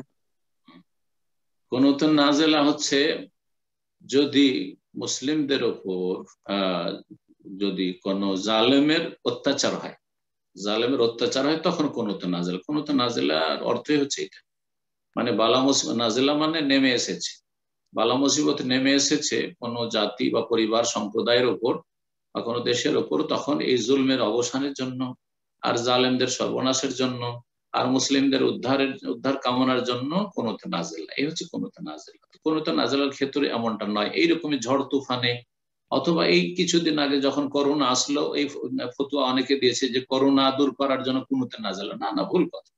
করোনা আল্লাহ রাব্বুল পক্ষ থেকে মানুষের জন্য পরীক্ষা শুরু, ভালো মানুষের জন্য, আর খারাপদের জন্য আযাব শাস্তি শুরু, এটা দূর করার জন্য কুনুতে নাজেলা না। কুনুতে নাজেলা হচ্ছে মানব জাতি যদি মানব জাতির উপর জুলম অত্যাচার করে তার অবসান ঘটানোর জন্য কুনুতে নাজেলা। আর আপনার ব্যক্তি জীবনের পাপ বা কারো ব্যক্তি জীবনের পাপ, সে বাঁচতে পারছে না পাপ থেকে, বারবার তওবা করছে বাঁচতে পারছে না, এর সমাধান কুনুতে নাজেলা নয়। এর সমাধান যৌন সম্পর্কীয় পাপ হয়ে যাচ্ছে, আল্লাহ না করে কারো সমকামিতা, কারো জেনার পাপ হয়ে যাচ্ছে, কারো হস্তমৈথুনের পাপ হচ্ছে, এই ধরনের পাপ হচ্ছে, তো তার সমাধান হচ্ছে রাসূলুল্লাহ সাল্লাল্লাহু আলাইহি ওয়াসাল্লাম বলেছেন ইয়া মাশারাস শাবাবি মান ইসতাতা মিনকুল বাতা ফালিয়াতাযহির, যুবকরা তোমাদের মধ্যে কেউ যদি বিয়ে শাদী করতে পারে বিয়ে শাদী করে নেবে, ভরণ পোষণ দিতে পারবেন, চালিয়ে নিতে পারবেন, একটু গরিবের মেয়েকে বিয়ে করে, গরিবের মেয়েকে। জরুরি নয় যে আপনার স্ট্যাটাসে দেখতে হবে না আমার বংশ এইরকম, সুতরাং ওই রকম বংশে গেলে তো আমাকে অনেক টাকা ইনকাম করতে হবে, পায়ে দাঁড়াইতে হবে, এগুলি মূর্খামি কথা। এটা গরিবের ঘরে বিয়ে করেন। আপনাকে হারাম থেকে বাঁচতে হবে এই বিবাহের মাধ্যমে, তো বিয়ে করেন। রাসূল বলেছেন এতে হবে কি দৃষ্টি অবনমিত হয়ে যাবে, ফাইন্নাহু আগাদ্দুল বাসার ওয়া আহসানু লিল ফারজ, এবং লজ্জা স্থান সুরক্ষিত হবে। ওয়ামাল্লাম ইয়াস্তাতি, যদি বিয়ে করতে না না না আমি তো আমার কাছে নিজের লেখাপড়ার খরচ চালাবার পয়সা নেই, আমি এখন বিয়ে করতে পারছি না এই পরিস্থিতিতে, আর বাপ মাও দিতে পারছে না বা দিচ্ছে না, কোনো দিক থেকে সহযোগিতা পাচ্ছেন না, তাহলে আলাইহি বিসসাওম, তুমি সিয়াম পালন করো, রোজা রাখেন, বেশি বেশি রোজা রাখেন। আপনি প্রথম রোজা রেখে দেন 2 দিন সপ্তাহে, সোমবার বৃহস্পতিবার, এতে আপনি গুনাহ থেকে বাঁচতে পারছেন কিনা। এবং এই যে সিয়াম পালন রোজা রাখবেন সেটা আল্লাহর কাছে দোয়া করবেন, তার সাথে সাথে আল্লাহ আমাকে গুনাহ থেকে বাঁচার তৌফিক দাও, পাপ থেকে বাঁচার তৌফিক দাও, দোয়াও করবেন, সিয়াম পালন করবেন। সপ্তাহে 2 দিনে হচ্ছে না 3 দিন রাখেন, হ্যাঁ, একদিন পর একদিন রাখেন, 7 দিনে 1 সপ্তাহ। দাউদ আলাইহিস সালামের সিয়াম পালন, একদিন সিয়াম আর একদিন আপনি বিরতি দেন, পানাহার করেন, এইভাবে সিয়াম পালন করেন, 6 মাস রোজা 6 মাস পানাহার, এইরকম করেন, ইনশাআল্লাহ দেখবেন যে রাসূলুল্লাহ চিকিৎসা আপনার জন্য ফলপ্রসূ হয়েছে। আর এর জন্য আপনাকে তওবা করে মনটাকে মজবুত করতে হবে। ইমানে দুর্বলতা আছে, বারবার গুনাহ দিয়ে ফিরে যাচ্ছেন, এর কারণ হচ্ছে যে আপনি খারাপ পরিবেশে থাকছেন, আশেপাশে পরিবেশ ভালো নয়, অশ্লীলতা, তাহলে ও বর্জন করবে, ওই পরিবেশ থেকে আপনাকে চলে আসতে হবে, ছেড়ে দিতে হবে পরিবেশ। আর আপনাকে মনটাকে দিনের ওপর শক্ত করতে হবে, আখিরাতের ভয় করতে হবে, মরণ বলে ভয় করতে হবে।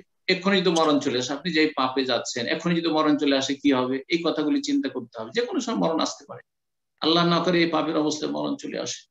আখিরাতকে বেশি বেশি স্মরণ করতে হবে, কবরকে খুব কাছে মনে করতে হবে, মৃত্যু ঘনিয়ে আসছে মনে করতে হবে, আর আল্লাহর কাছে দোয়া করতে হবে। আল্লাহর কাছে নিজের ভাষায় দোয়া করবে, আরবিতে দোয়া করার কোনো জরুরি নয়। আল্লাহ আমাকে গুনাহ থেকে বেঁচে থাকার তৌফিক দাও, পাপ থেকে বেঁচে থাকার শক্তি দান করো, বারবার আল্লাহর কাছে দোয়া করবেন, ইনশাআল্লাহ। ইন্না রাহমাতাল্লাহি করিবুম মিনাল মুহসিনিন, যারা নিষ্ঠাবান, যারা ভালো হতে চায়, মুহসিন মানে যারা সৎকর্মশীল হতে চায়, ভালো মানুষ হতে চায়, আল্লাহর রহমত তাদের অত্যন্ত নিকটে, আল্লাহ সাহায্য করবেন ইনশাআল্লাহ। জি, জাযাকাল্লাহু খাইরান। তো ইনশাআল্লাহ এই পর্যায়ে প্রশ্ন করবেন আব্দুল হাকিম, আপনি প্রশ্ন করুন। আসসালামু আলাইকুম শেখ। আসসালাম ওয়া রাহমাতুল্লাহি ওয়া বারাকাতুহু। শেখ আমি আব্দুল হাকিম বলছিলাম বাকুলা নিউ ইয়র্ক থেকে। জি জি বলেন। যে শেখ আমার একটা ছোট্ট প্রশ্ন ছিল, সেটা হচ্ছে আমার স্ত্রী যদি কোনো নন মাহরাম থেকে বাচ্চা ছেলেদের কাছ থেকে মানে পর্দা করতে চাই, তাহলে মিনিমাম বয়সটা আর কি কত হওয়া লাগবে? আপনার একটু আগে থেকে আমি শুনলাম যে আপনি একটা বাচ্চা ছেলেরা সাধারণত সাবালক হয় মানে 14-15 বছর থেকে। সেক্ষেত্রে আমাদের নিজেদের আমাদের ভাইয়ের ছেলেরা আছে, ওদের থেকে আর কি মিনিমাম কত হওয়া লাগে আর কি বয়সটা? মূলত ছেলেরা সাবালক হয় 15 বছর বয়সে, কিন্তু অনেক সময় 15 বছর বয়স সাবালক হওয়ার লক্ষণ 15 বছর বয়সটা তো সর্বশেষ, তার আগে হয়তো তার মোচ গজিয়ে গেছে, দাড়ি গজিয়ে গেছে, তাহলে সাবালক 13 বছরে, তাহলে 13 বছর সাবালক হয়ে গেছে। অনেক সময় দেখা যায় আপনারা জানতে পারছেন যে বাড়ির ধরেন ভাতিজা ভাগিনা আর 12 বছর বয়সে 13 বছর বয়সে স্বপ্নদোষ হয়ে গেছে, তাহলে সাবালক হয়ে গেছে। তো এই বিষয়গুলি খেয়াল রাখতে সাবালক হয়েছে কিনা। তার আগে সাবালক হয়ে গেলে তো একেবারে বর্ডার, তারপরে পর্দা করতেই হবে তাদের সামনে, কিন্তু তার আগে থেকেই ছেলেরা বা মেয়েরা এই যৌন সম্পর্কে বিষয়গুলি উপলব্ধি করে। একটা ছেলে 10 বছর বয়স হয়ে গেলে সাধারণত এই বিষয়গুলি কিছুটা বুঝে, যখন বুঝতে লাগে তাহলে একটু দূরে রাখতে হবে বাচ্চাদেরকে, তাদেরকে ছেলেদেরকে ছেলেদের সাথে রাখতে হবে, মেয়েদেরকে মেয়েদের সাথে রাখতে হবে। যেসব গ্যাদারিং গুলো ফ্যামিলি গ্যাদারিং হয়, এতে বড় ফিতনা হয়ে থাকে। ভালো ভালো পরিবেশের ছেলে, ভালো ভালো পরিবারে বা পরিবেশের ছেলে মেয়েরা ওই অন্য কোনো বাসাতে গিয়েছে খাওয়া দাওয়ার পার্টিতে, আর যাওয়ার পরে সেখানে ছেলে মেয়ে একাকার হে ফিতনার কারণ হয়েছে, ওখান থেকে তারা লাইন ঘাট করে ফেলেছে। এরকম ফিতনা বহু হতে আছে। এই জন্য 10 বছর হইলে একটু সতর্ক করতে হবে। এর দলিল কি? এর দলিল হচ্ছে রাসূলুল্লাহ সাল্লাল্লাহু আলাইহি ওয়াসাল্লামের হাদিস ভাই বোনদের ক্ষেত্রে, অথবা আপনার বাড়িতে ধরেন আপনার ভাগিনা ভাগিনীরা আসছে, ভাতিজারা আসছে, মাঝে মধ্যে ভাতিজিরা আসছে, এইসবের ক্ষেত্রে এই বিষয়টাকে আপনি মানে বুঝেন। রাসূলুল্লাহ বলছেন যে তোমাদের মুরু আউলাদাকুম বিসসালাতি ইযা বালাগু সাবান, তোমাদের ছেলে মেয়েদেরকে সালাতের হুকুম দাও যখন 7 বছর বয়স হবে। ওয়াদরিবুহুম আলাইহি ইযা বালাগু আশরান, আর যখন 10 বছর বয়সে পৌঁছবে তখন না পড়লে তাদেরকে বেত্রাঘাত করো, মানে তাদেরকে একটু শাসন করো, ধমকাও। ওয়াফাররিকু বাইনাহুম ফিল মাদাজি, এবং তাদের বিছানাগুলি পৃথক করে দাও। আমাদের দেশে একটা বড় খাট, আর সেই খাটে 2-3টে ছেলে 2-3টা মেয়েকে রেখে দিচ্ছে 10 বছর 12 বছরের, না এরকম জায়েজ নয় এভাবে রাখা, এখন আলাদা করে দেন। 10 বছর বয়স হয়ে গেছে, বিছানা আলাদা আলাদা, সেপারেট বিছানা। আপন ছেলে মেয়ে হইলো, ভাই বোন হইলেও তাদের বিছানাগুলো সিঙ্গেল বেড করে দেন। তো এর মাধ্যমে কি শিখানো হয়েছে? শিখানো হয়েছে যে 10 বছর 11 বছর 12 বছর যে বয়সগুলো হয়ে যাচ্ছে এদেরকে একটু দূরে রাখারই চেষ্টা করবেন। যদিও প্রয়োজনে কখনো চলে আসলে এত কঠোর হওয়ার কোনো প্রয়োজন নাই, মানে এখনো তাদের জন্য হিজাব ফরজ হয়নি। কখন ফরজ হয়েছে শরীয়তের দায়িত্ব? যখন সাবালক হয়েছে। তার ছেলেরা সাধারণত সাবালক হয়, যেমনটা বললাম যে সাবালক হওয়ার লক্ষণগুলি প্রকাশ পেলে, আর সেটা যদি না জানতে পারেন তো 15 বছর হলে নিশ্চিত সাবালক হয়ে গেছে। জি, জাযাকাল্লাহ খাইরান। এরপর যে প্রশ্ন করবেন আব্দুল্লাহ জামান, আপনি প্রশ্ন করুন। আসসালামু আলাইকুম ওয়া রাহমাতুল্লাহি ওয়া বারাকাতুহু। আমি আবুধাবি থেকে আসসালামু বলছিলাম। রাহমাতুল্লাহি ওয়া বারাকাতুহু। জি বলেন। আমার প্রশ্নটা হচ্ছে, আমার এক বন্ধুর পক্ষ থেকে, সে গ্রিসে থাকে, তো ওইখানে জৈতুনের তেল খুবই সহজলভ্য, তো সবকিছুতে সে জৈতুনের তেল ব্যবহার করে, এমনকি গায়েও মাখে। তো নাভির নিচে ব্যবহার করার ক্ষেত্রে সে সংশয় আছে, এটা কি ব্যবহার করবে কি করবে না, যেহেতু একটা বরকতময় জিনিস, কোরআনে এই সম্পর্কে আলোচনা করা হয়েছে। আমি আমার সাধ্যমতো তাকে বোঝানোর চেষ্টা করেছি, তারপর সে এই বিষয়টাতে স্বতন্ত্রভাবে আপনার মুখ থেকে শুনতে চাচ্ছে, যদি একটু বুঝিয়ে বলতেন। আর আরো একটা সম্পর্কিতার সাথে, আমাদের দেশে অনেক মানুষ মনে করে যে পায়ে মেহেদি ব্যবহার করা যাবে না, যেহেতু রাসূল সাল্লাল্লাহু আলাইহি ওয়াসাল্লাম দাড়িতে ব্যবহার করেছেন। এই বিষয়টা কি আসলেও সত্য? রাসূল সাল্লাল্লাহু আলাইহি ওয়াসাল্লাম দাড়িতে ব্যবহার করেছেন কিনা, এই বিষয়টা যে একটু আলোকপাত প্রথম করেন। প্রশ্ন হচ্ছে জৈতুন তেল শাজারাতিন মুবারাকাতিন জাইতুনাতিন লা শারকিয়াতি ওয়ালা গায়র, বরকতময়, সেই জন্য শরীরের বিশেষ স্থানে লাগানো যাবে না, এটা মন গড়া কথা, আসলে ভুল বুঝেছে। বরং গোটা শরীর তো বরকতের মুখাপেক্ষী, বরকতের জিনিস সব জায়গায় লাগানো উচিত।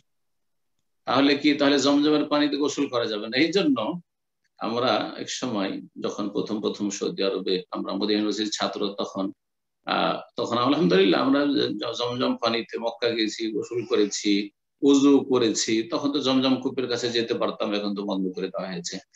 তো অনেকেই তখন মানে এটাকে আপত্তিকর মনে করতো, সাধারণ মানুষরা আমাদের ভারত বাংলাদেশের, কারণ অতি ভক্তি বিদআতের লক্ষণ। আরে জমজম পানি পান করার জন্য এটা দিয়ে আবার উজু করা যায়, এটা দিয়ে আবার গোসল করা যায়, এগুলি অজ্ঞতা। গোটা শরীর আমার বরকতের মুখাপেক্ষী, আর আলহামদুলিল্লাহ পানি যখন আছে পর্যাপ্ত আমার কাছে, অল্প পানি থাকলে সেটা আমি পান করার জন্য রেখে দিলাম জমজম, কিন্তু বেশি পানি থাকলে জমজম কূপের কাছে আছেন, কেউ যদি গোসলও করে নেয় কোনো অসুবিধা নেই। ঠিক ওই রকমই জৈতুনের তেল যদি বেশি থাকে, যেমন বলছেন যে গ্রীষ্মে জৈতুনের তেল মানুষের কাছে অ্যাভেলেবেল, সুতরাং আপনি গোটা শরীরে মাখেন, আমরা শরীরে মাখি, জৈতুন তেল মাখি। জৈতুন তেল দিয়ে আলহামদুলিল্লাহ আমাদের পাক সাহেব আলহামদুলিল্লাহ বেশ কিছুদিন ধরে জৈতুন তেল দিয়ে আমরা করতে পারলে খুব ভালো, এটা উপকারী, কোনো অসুবিধা ইনশাল্লাহ শরীরের যে কোনো অংশে লাগাতে পারবেন। আরেকটি প্রশ্ন ছিল আপনার, কি সম্পর্কে বললেন? মেহেদি পায়ে লাগানো যাবে না, কারণ রাসূলুল্লাহ সাল্লাল্লাহু আলাইহি ওয়াসাল্লাম দাড়িতে লাগিয়েছেন। প্রথম কথা এটি মিথ্যা কথা, রাসূলুল্লাহ মেহেদি লাগান, কালো দাড়িতে রাসূল মেহেদি লাগাবেন? রাসূলুল্লাহ সাল্লাল্লাহু আলাইহি ওয়াসাল্লাম মাত্র 19টার মতো চুল সাদা, দাড়ি সাদা হয়েছে, মাত্র 19টার মতো কয়েকটা দাড়ি সাদা হয়েছে। এই জন্য রাসূলুল্লাহ সাল্লাল্লাহু আলাইহি ওয়াসাল্লামের আমলগত কর্মগত মেহেদি লাগানো সুন্নত নয়। যাদের দাড়ি একেবারে সাদা হয়ে গেছে তারা লাগাবে। রাসূলুল্লাহ বলেছে গায়রুশ শাইব, তোমরা পাকা চুলকে পরিবর্তন করো, তাও সেটা ওয়াজিব নয়। কেউ যদি সাদাই রেখে দেয় তাও অসুবিধা নেই। এই হাদিসটা বুঝতে গিয়ে আমাদের দেশে এক শ্রেণীর আলেমরা ভুল করেছে, আরে দাড়ি সাদা হয়ে গেছে আর মেহেদি লাগাই না, যেন অপরাধ করে দিয়েছে। খেয়াল খুশি হাদিস বুঝিয়ে নাইমাই কেরাম যেভাবে বুঝেছেন, সালাফরা যেভাবে বুঝেন ওইভাবে বোঝার চেষ্টা করেন। কথা হচ্ছে বেশ কিছু নির্দেশ রাসূলুল্লাহ সাল্লাল্লাহু আলাইহি ওয়াসাল্লামের, সেগুলি সুন্নাত, সেগুলি মুস্তাহাব, সেগুলি শিষ্টাচার, আদাব, সেগুলি ফরজ নয়, ওয়াজিব নয়। তো বলছিলাম যে রাসূলুল্লাহ সাল্লাল্লাহু আলাইহি ওয়াসাল্লাম প্রথম কথা দাড়িতে মেহেদি লাগাননি, নিজে ব্যবহার করেন, তাহলে এখানে শেষ হয়ে গেল না। তারপর যদি লাগিয়েও থাকেন, তার প্রয়োজন ছিল লাগিয়েছেন, আপনি পায়ে লাগাতে পারবেন না, কে বললেন?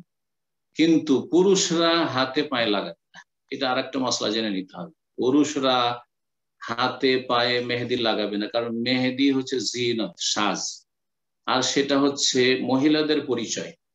রাসূলুল্লাহ সাল্লাল্লাহু আলাইহি ওয়াসাল্লামের সাথে বায়াত করার জন্য যখন হাত বাড়িয়েছিল জনৈক ব্যক্তি সাহাবী, তখন জিজ্ঞাসা করেছিল, আমি তো চিনতে পারলাম না যে এই হাত পুরুষের না মহিলার।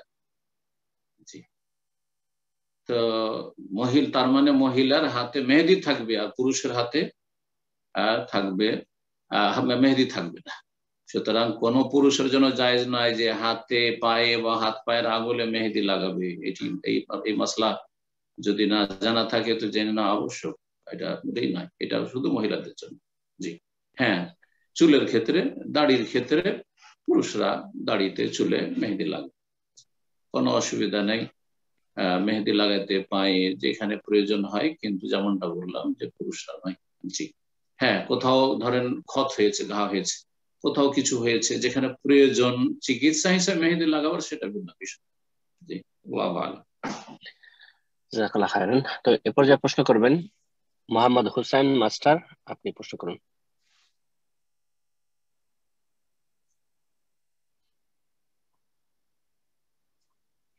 মোহাম্মদ হুসাইন মাস্টার, আপনি প্রশ্ন করুন। হুসাইন মাস্টার কি লাইনে আসতে পারছেন না নাকি? জি ইনশাআল্লাহ আমরা আসসালামু আলাইকুম ওয়া রাহমাতুল্লাহি ওয়া বারাকাতুহু। ওয়া আলাইকুম আসসালাম ওয়া রাহমাতুল্লাহ। কি হুসাইন মাস্টার, ঘুমিয়ে গেছেন নাকি? কেমন আছেন? জি ভালো আছেন আলহামদুলিল্লাহ। বলেন। আসসালামু আলাইকুম ওয়া রাহমাতুল্লাহি ওয়া বারাকাতুহু। ওয়া আলাইকুম আসসালাম ওয়া রাহমাতুল্লাহ। শুনছেন? জি শেখ। হ্যাঁ বলেন, আমরা শুনছি। জি শেখ আলহামদুলিল্লাহ। কেমন আছেন শেখ? ভালো আছেন? জি আলহামদুলিল্লাহ। জি জি জি ক্লিয়ার শেখ। বিশেষ করে বাংলাদেশের মানুষ শোনা যাচ্ছে না। বিভিন্ন দূর দূরান্ত ওয়াজ মাহফিলে মহিলাগণ একটা বাসে করে ধরেন অনেকগুলা মহিলা ওখানে নিয়ে যাওয়া হয়, ওখানে থাকে। তো এইভাবে মহিলাগণ একটা গাড়িতে 50 জন 45 জন এভাবে নিয়ে যায়, আবার কোথায় নিয়ে যায়? ব্যাক করে দেওয়া হয় আর কি, যেখান থেকে নিয়ে ওখানে নামিয়ে দেওয়া হয় মারাম ছাড়া। তো এটা জি প্রশ্ন আপনার ক্লিয়ার আসেনি, তবে কিছুটা বুঝেছি। মহিলারা কি জন্য যায় মাহফিলে?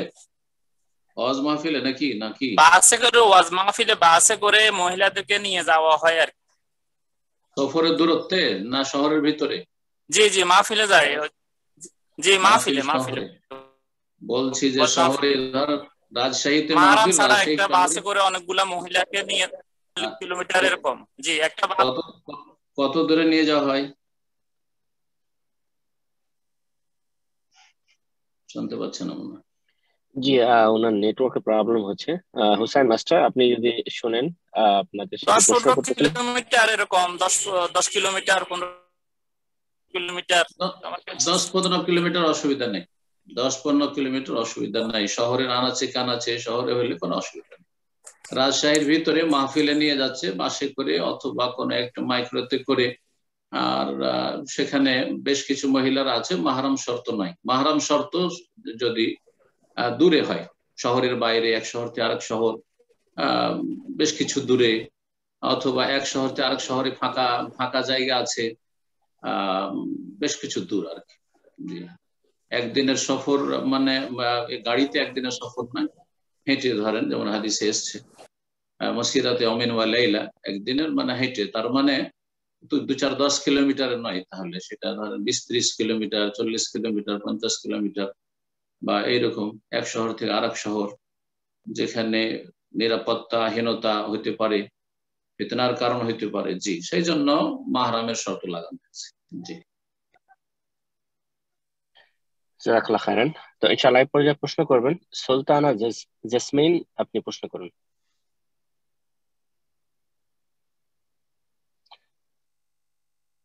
সুলতানা জেসমিন, আপনি প্রশ্ন করুন।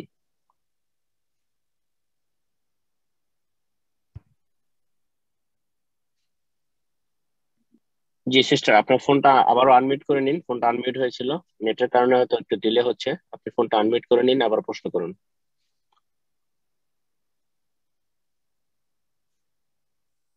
তো ইনশাআল্লাহ আপনাকে আবার সুযোগ করে দেওয়া হবে এই পর্যায়ে। জি প্রশ্ন করবেন মাহির সালে, আপনি প্রশ্ন করুন। আসসালামু আলাইকুম শেখ। ওয়ালাইকুম আসসালাম ওয়া রাহমাতুল্লাহি ওয়া বারাকাতুহু। শেখ আমি ঢাকা বাংলাদেশ থেকে বলছি। আমার প্রশ্ন হলো যে শেখ, ঢাকা বাংলাদেশ। ঢাকা, বলেন। জি আমার প্রশ্ন হলো যে আমার এক খালাতো ভাই আছে, মাশাআল্লাহ কয়েক বছর ধরে কি ধার্মিক হয়েছে, মাশাআল্লাহ সুন্নত পদ্ধতি জীবনযাপন করতে চাচ্ছে আলহামদুলিল্লাহ। তো এখন আমার খালার কেন জানি না, বলতে পারি না যে কেন ওনার পছন্দ হচ্ছে না, বা তিনি আর কি শিথিলতা চান, বা দুনিয়া যেন শিথিলতা চান, সে কারণে তিনি এক তার আত্মীয় দিয়ে তাবিজের ব্যবস্থা করেছেন যেন আমার খালাতো ভাইয়ের জন্য। তো এখন ওই আত্মীয় আমাদের আর কি আশেপাশে থাকে আর কি, আমাদের আশেপাশে থাকে। তো আমার বাবাকে বলেছে যেন তাবিজটা নিয়ে আসতে। তো এখন আমার বাবা তাবিজটা নিয়ে এসেছে। আমি মা বাবাকে বলেছি যে মা বাবা এটা তো ঠিক না, এটা তো শিরিকের সাহায্য করছো তোমরা, এটা শিরিক তো করতেছে এটা। এখন তারা বললো যে কিসের শিরিকের সাহায্য, এটা আমাকে গালিগালাজ দেয় এবং বলে কি যে না, এটা একটা আত্মীয় আমাদেরকে সাহায্য চেয়েছে, এটা আমরা সাহায্য করেছি। তো এখন প্রশ্ন হলো যে আমি তাবিজটা এখন বাসায় আসে আর কি, বাসায় এখন আছে, আত্মীয় খালাকে দেইনি। এখন প্রশ্ন আমার কি করণীয়? আর আমার জানি না যে খালাতো ভাই জানেন কি জানি না, তবে আমার খালা জানেন এটুকু যে এটা শিরক, তবে জেনে শুনে কাজটা করতেছে যতটুকু আমি জানি। কিন্তু এখন প্রশ্ন হলো আমি কি করার, তাবিজটা বাসায় এখনো আছে আর কি। ধন্যবাদ স্যার। জি জি জি, বিসমিল্লাহির রহমানির রহিম। ইন্না লিল্লাহি ওয়া ইন্না ইলাইহি রাজিউন। আল্লাহ রাব্বুল আলামিন এরকম অসৎ মাকে হেদায়েত দান করেন। এক ছেলে নেক হয়েছে, ভালো মানুষ হয়েছে, কিন্তু মা চাই না যে ভালো হোক। এ তো ব্যতিক্রম, এ তো ব্যতিক্রম। এ তো মনে হচ্ছে লূত আলাইহিস সালামের স্ত্রীর মতোই মা। আমি তো জানি আলহামদুলিল্লাহ সৌদি আরবে বেশ কিছু ছেলেরা আমাদের দাম্মাম থেকে বা বিভিন্ন শহর থেকে দেশে গেছে, টাকা পয়সা নিয়ে যেতে পারে। ওর মা বলছে যে বাবা দেশে খুব খারাপ ছিল, ভালো হয়ে গেছে, এখান থেকে সহি আকীদা নিয়ে গেছে, আর আখলাক আমল নিয়ে গেছে, ধার্মিকতা নিয়ে গেছে। মা এত খুশি আর এত দোয়া দিচ্ছে যে বাবা তুই টাকা পয়সার দরকার নাই, তোর আর টাকা পয়সা নিয়ে আসেনি, কোনো দুঃখ নেই, তুই যা নিয়ে এসেছিস আমার জন্য এটাই যথেষ্ট, এটাই চেয়েছিল। সুবহানাল্লাহ। তো আল্লাহ রাব্বুল আলামিন এইরকম খারাপ মাকে হিদায়াত দান করেন এবং এই মায়ের অনিষ্ট থেকে এই ভালো ছেলের আল্লাহ রক্ষা করেন। এখন আপনার করণীয় এই তাবিজ শিরক। আর তাবিজ হচ্ছে প্রথম কথা, তাবিজ এমনি শিরক করেছে রাসূলুল্লাহ। তারপরে যেই তাবিজ দিয়ে ফেরানো হয় কোনো ভালো কাজ থেকে, বা যেই কাজ দিয়ে প্রেম সৃষ্টি করা হয়, যেই কাজ দিয়ে কারো সাথে অভক্তি তৈরি করা বা কোনো বিষয়ে অভক্তি তৈরি করা হয়, এগুলি বড় শিরক কুফরের মাধ্যমে হয়ে থাকে। জিন শয়তান ব্যবহার করে হয়ে থাকে, গায়রুল্লাহর সাহায্য চেয়ে হয়ে থাকে। সুতরাং এটা বড় শিরক। যে তাবিজ আপনার কাছে এখন আছে সেটাতে বড় শিরক করা হয়েছে। যেই ব্যক্তি এই তাবিজ করে দিয়েছে সে মুশরিক, আর যারা করিয়েছে তারাও মুশরিক হয়ে যাবে তাদের অজ্ঞতা দূর করে দেওয়ার পরে। জেহালাত দূর করে দিবেন যে এটা বড় শিরক, সতর্ক সাবধান, তুমি কি মুশরিক হয়ে মরতে চাও? আর আপনার করণীয় ফরজ হচ্ছে যে আপনি ওই তাবিজটাকে বিসমিল্লাহ বলে আগুন লাগিয়ে পুড়িয়ে দেবেন। জি, আর তারপরে মাটিতে দাফন করবেন। এটা আপনার জন্য ফরজ। কখনো আপনার জন্য জায়েজ নয়, আপনার বাপ মায়ের জন্য জায়েজ নয় যারা বলছে যে এই তাবিজটা দিলাম তো কি হলো, উপকার করলাম। বাতিলের জন্য উপকার করবেন। কেউ কাউকে খুন করছে আর বলছে যে তুই আমার সাথে আই বেটাকে খুন করতে, খুন করার জন্য উপকার করবেন। আরে খুনের চাইতে বড় গুনাহ হচ্ছে শিরক। খুনের গুনাহ আল্লাহ একদিন মাফ করে দিতে পারেন, কিন্তু শিরকের গুনাহ আল্লাহ কখনো মাফ করবে না, চিরস্থায়ী জাহান্নামী করবেন।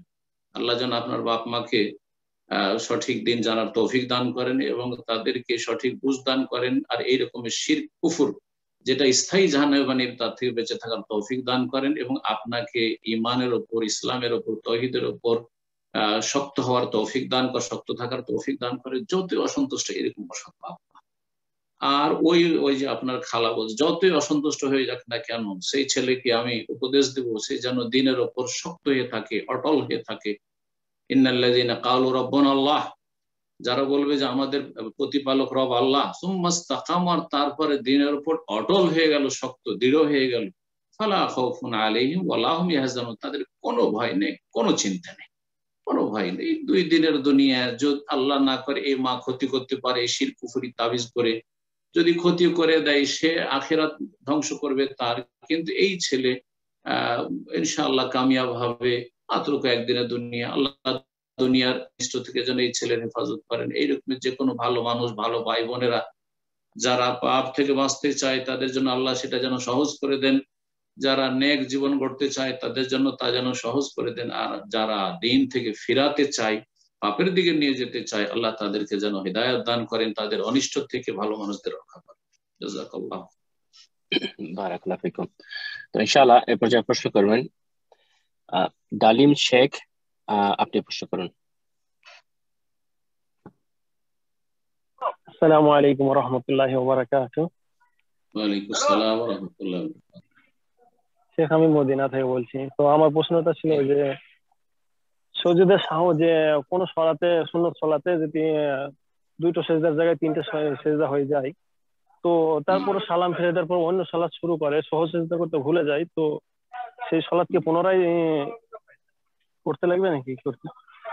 যদি সালাম ফেরা হয়ে যায় তবু সহজ সিজদা করে নেবে, যদি সামান্য হয়তো 1-2 মিনিট হয়েছে তাহলে সহজ সিজদা করে নেবে, ওখানে বসে আছে সহজ সিজদা করে নেবে।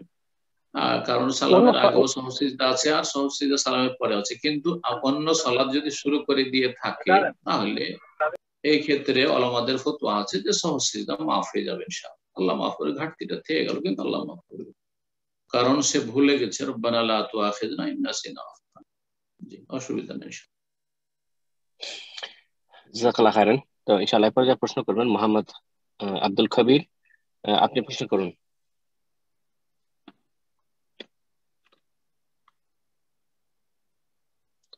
জি, আপনার পার্টিসিপেন্ট লিস্টে নাম আছে মোহাম্মদ কবির, মোহাম্মদ আব্দুল কবির, আপনি প্রশ্ন করুন।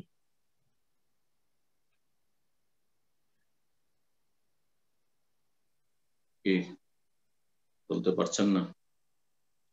অ্যাকচুয়ালি ওনার নাম হয়তো আমি কোনটাকে ভুল বলেছি, মোহাম্মদ কারির, অ্যাকচুয়ালি ওনার নাম হলো মোহাম্মদ কারির, আমি বলতে ভুল করেছি, আপনি প্রশ্ন করুন ইনশাআল্লাহ মোহাম্মদ কারির।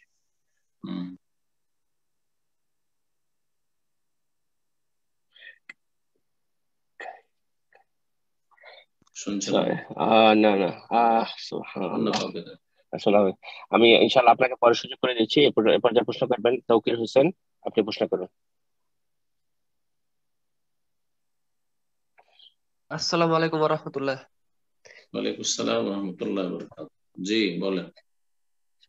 বাংলাদেশ রাজশাহী থেকে বলতেছি। আচ্ছা মাশাআল্লাহ, বলেন। এভাবে কি বলা যাবে যে আল্লাহ তাআলা সবকিছু করতে পারেন না? যেমন আল্লাহ তাআলা সন্তান জন্ম দিতে পারেন না, আবার আমরা আল্লাহ তাআলার আয়ত্তে রয়েছি, আল্লাহ তাআলা সবকিছু করতে পারেন, কিন্তু এমন এমন করে কি করা যাবে যে আল্লাহ তাআলা আয়ত্তের বাইরে আমাদেরকে পাঠাতে পারবেন না? এরকম করে কি বলা যাবে?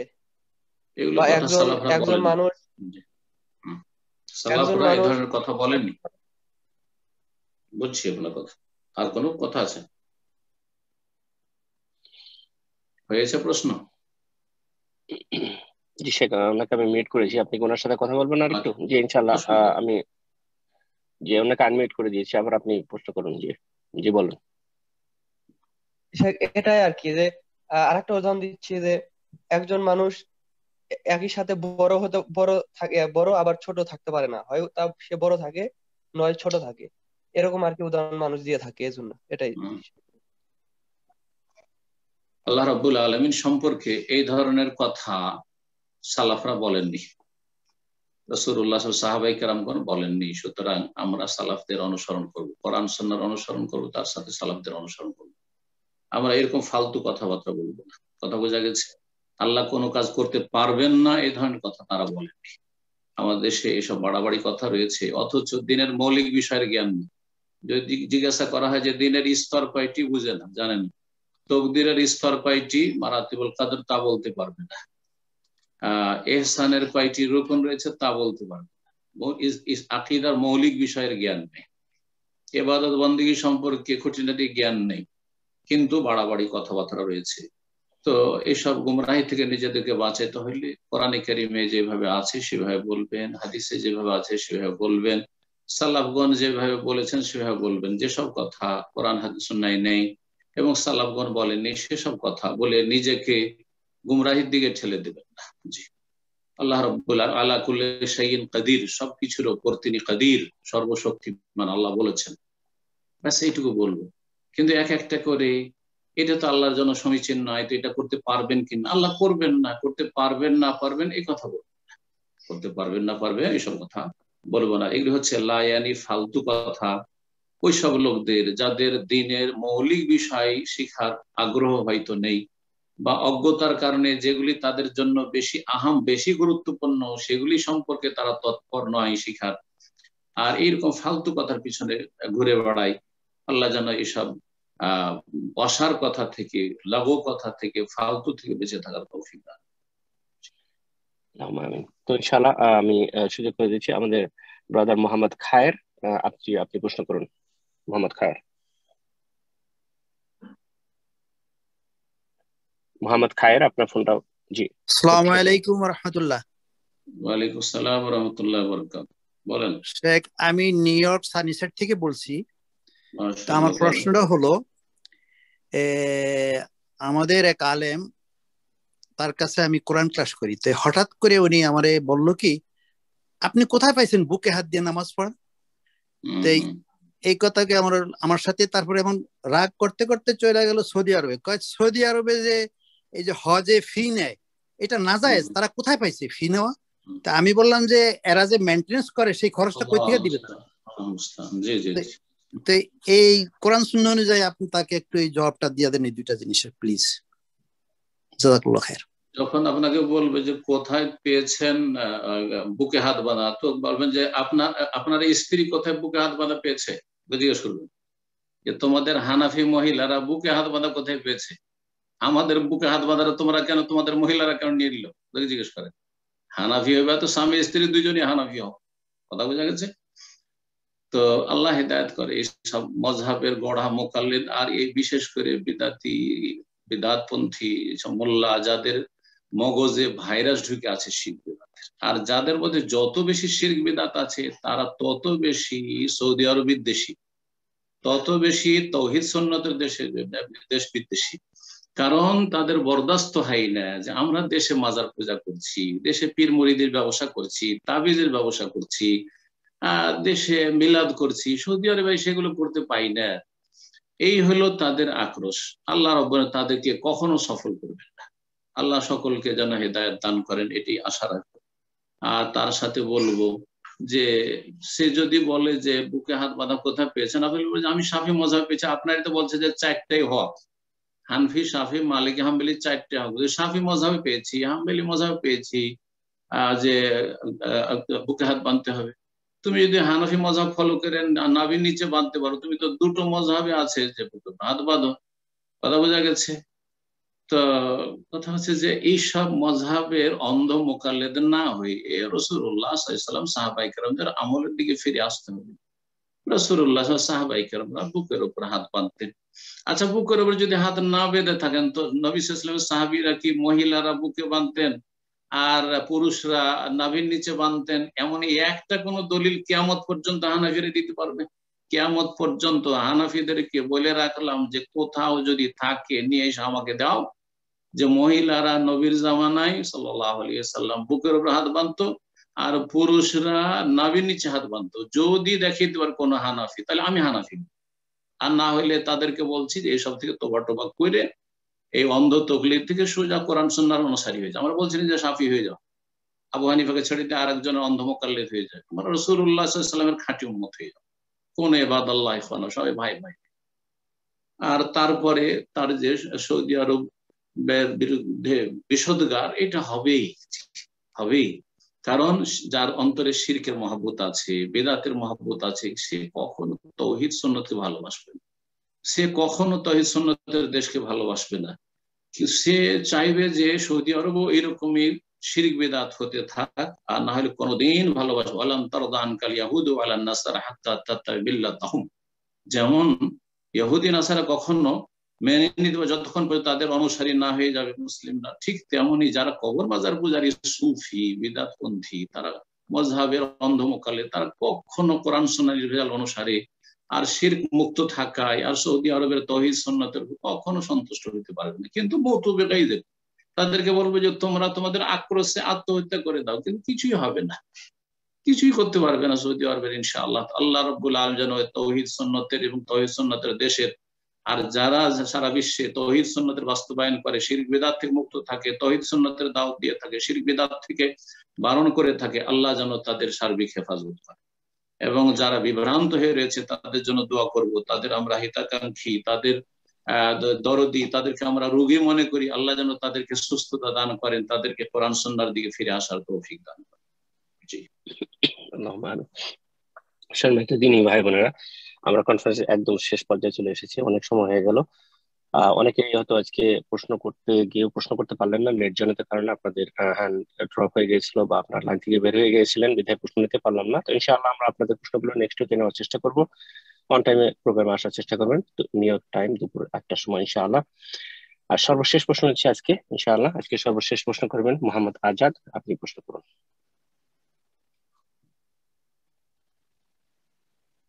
আসসালামু আলাইকুম শেখ। ওয়ালাইকুম আসসালাম ওয়া রাহমাতুল্লাহি ওয়া বারাকাতুহু। জি কেমন বলেন। আছেন ভাই? আমি ট্রান্সলেশন থেকে বলছি শেখ। আমার একটা আচ্ছা, নামাজ সম্পর্কে যে একটা মাসলা ছিল জানার, অনিচ্ছাকৃত যদি শেখ আপনার ফজরের ওয়াক্তের সময় যে ট্রেন না পাওয়া যায়, যদি সূর্য উঠে যায়, তখন যদি কেউ ফজরের সালাত আদায় করে, ওই সময় কি আপনার আমাকে একামত দিতে এবং উচ্চ স্বরে কি তেলাওয়াত করতে হবে? আমি একামত ছাড়া আমি নিঃশব্দে তেলাওয়াত করতে পারবো? জি, প্রশ্ন করছেন যে ফজরের সালাত যদি ওয়াক্তে না পড়তে পারে কখনো, সেটা যদি সূর্য ওঠার পরে আদায় করি, তাহলে একামত দিতে হবে কিনা আর উচ্চ স্বরে তেলাওয়াত করতে হবে কিনা। তো এই ক্ষেত্রে প্রথম বলবো যে যেন এই ক্ষেত্রে শিথিলতা না থাকে, অবহেলা না থাকে, যথাসাধ্য চেষ্টা করেছেন ফজরের আগে, ফজরের সময় উঠার, মানে সূর্য ওঠার আগে ফজরের ওয়াক্তে সালাত আদায় করা, এটা হইতে হবে, না হলে অবশ্যই গুনাহগার হবে। যদি আপনার গাফিলতি থাকে, দুনিয়ার কাজকর্মের জন্য জেগে যাচ্ছেন কিন্তু ফজরের সালাতে আপনি অহরহ জাগতে পারছেন না, তার মানে এটা আপনার ইমানের ত্রুটি। আল্লাহকে ভয় করতে হবে এবং নিজের ইমানের নবায়নের চেষ্টা করতে হবে, এটা আগে গুরুত্বপূর্ণ বিষয় আমাদেরকে জেনে নিতে হবে, না হলে গুনাহগার হইতে হবে। আল্লাহ যেন আমাদের গুনাহ থেকে বেঁচে থাকার তৌফিক দান করে। তারপরে অনিচ্ছাকৃত ইচ্ছা ছিল, একবারে ভালো ইচ্ছা ছিল, সদ ইচ্ছা ছিল যে উঠবো ইনশাআল্লাহ, কিন্তু উঠতে পারলাম না, আল্লাহ মাফ করবে ইনশাআল্লাহ। নবী সাল্লাল্লাহু আলাইহি ওয়াসাল্লাম বলেছেন লাইসা ফিন নাওমে তাফরিদ, অনিচ্ছাকৃত কেউ যদি ঘুমিয়ে যায় তো সেই নিদ্রায় কোন রকমের তিরস্কার নেই। ওয়া ইন্নামা তাফরিতু ফিল ইয়াকাযা, জাগ্রত অবস্থায় জাগতে পারলো কিন্তু গড়িমসি করে থেকে গেল, অলসতা করে থেকে গেল, তখন তাতে তিরস্কার রয়েছে আল্লাহর পক্ষ থেকে, রাসূলুল্লাহর পক্ষ থেকে। তো যাই হোক, সূর্য ওঠার পরে যখন আদায় করবেন তখন যেইভাবে ফরজ হয়েছে সালাতগুলি ওইভাবে আদায় করবেন। সুতরাং একামত দিবেন, যদিও কি একামত না দিলে সালাত হয়ে যাবে, কিন্তু একামত দেবেন, এটি হচ্ছে সুন্নাহ। আর তারপরে যেহেতু জেহরি সালাত যদিও দিনে সেটা আদায় করছেন, তো উচ্চ স্বরে কেরাত করবেন। আর উচ্চ স্বরে কেরাত করাটা কিন্তু ওয়াজিব নয়, সুন্নাত। এমনকি রাত্রের কেরাত গুলি অনেকে আমরা মনে করি যেগুলো হয়তো ওয়াজিব না, সুন্নাত। উচ্চ স্বরে কেরাত করা হচ্ছে সুন্নাত। সুতরাং কেউ যদি ভুলে গিয়ে আস্তে আস্তে, মাগরিবের সালাত পড়েছে, এশা পড়েছে, আস্তে আস্তে পড়ে নিছে, আর কেউ তাকে বলেনি, ভাই একাই ছিল, সালাত হয়ে গেছে, তো উচ্চ স্বরে কেরাত করবেন, এটি হচ্ছে উত্তম, এটি হচ্ছে সুন্নাত। কিন্তু কেউ যদি এর বিপরীতটা করে দেয়, ইনশাআল্লাহ তাআলা সালাত হয়ে যাবে। আবার বলছি, উত্তম হচ্ছে যখন রাতের সালাত কাজা করছেন, আর রাতের সালাত হচ্ছে জেহরি মানে উচ্চ স্বরে কেরাত, সুতরাং উচ্চ স্বরে কেরাত করবেন, সূর্য ওঠার পরে হইলেও ফজরের সালাত, আর একামত দেবেন। আল্লাহু তাআলা আলাম। জি জি, জাযাকাল্লাহ খাইরান শেখ। তো ইনশাআল্লাহ আজকে শেষ করে দেন, এখানে সময় অনেক হয়ে গেল, নেক্সট শেষখানে দোয়া করব। তার আগে একটি কথা বলছি, যে ভাই ওই তাবিজ সম্পর্কে জিজ্ঞেস করলেন যে মা ছেলেকে তাবিজ করেছে, সেই সম্পর্কে আর তাবিজটা আপনার কাছে আছে, আপনার খালাতো ভাইয়ের জন্য দেওয়ার জন্য বলেছে। আল্লাহ রাব্বুল আলামিন আপনার খালাতো ভাইয়ের জন্য হেফাজত করেন। আর তার সাথে একটি কথা, যে আপনাকে তাবিজটা নষ্ট করার কথা বললাম, বিসমিল্লাহ বলে আগুন দিয়ে জ্বালাবেন এবং তার সাথে সূরা ইখলাস, ফালাক, নাস পড়ে নেবেন আপনার প্রতিরক্ষামূলক।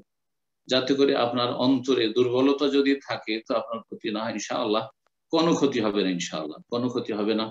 নিজের তৌহিদকে মজবুত করবেন, আকীদাকে মজবুত করবেন, আর তার সাথে ইনশাআল্লাহ নির্দ্বিধায় জ্বালিয়ে দেবেন আর সেটাকে নষ্ট করে দেবেন, ইনশাআল্লাহ তার প্রতিক্রিয়া নষ্ট হয়ে যাবে এবং আপনিও সুরক্ষিত থাকবেন আর আপনার ওই ভাইও সুরক্ষিত থাকবে। আর তার সাথে দোয়া করবো আল্লাহ যেন আপনার খালাকে, আপনার মা বাবাকে, সবাইকে আল্লাহ যেন সঠিক বুঝ দান করেন এবং তাদেরকে যেন হেদায়েতের উপর আল্লাহ রাখেন, হেদায়েতের দিকে ফিরে আসার তৌফিক দান করেন।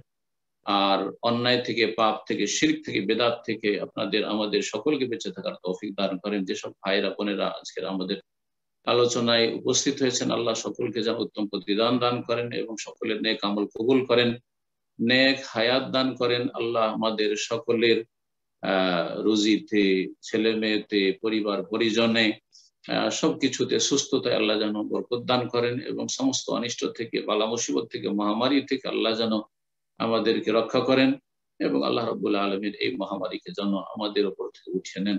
রব্বানা আতিনা ফিদ দুনিয়া হাসানা ওয়া ফিল আখিরাতি হাসানা ওয়া কিনা আযাবান নার। ওয়া সাল্লাল্লাহু ওয়া সাল্লাম আলা নাবিয়িনা মুহাম্মদ ওয়া আলা আলিহি ওয়া সাহবিহি আজমাইন।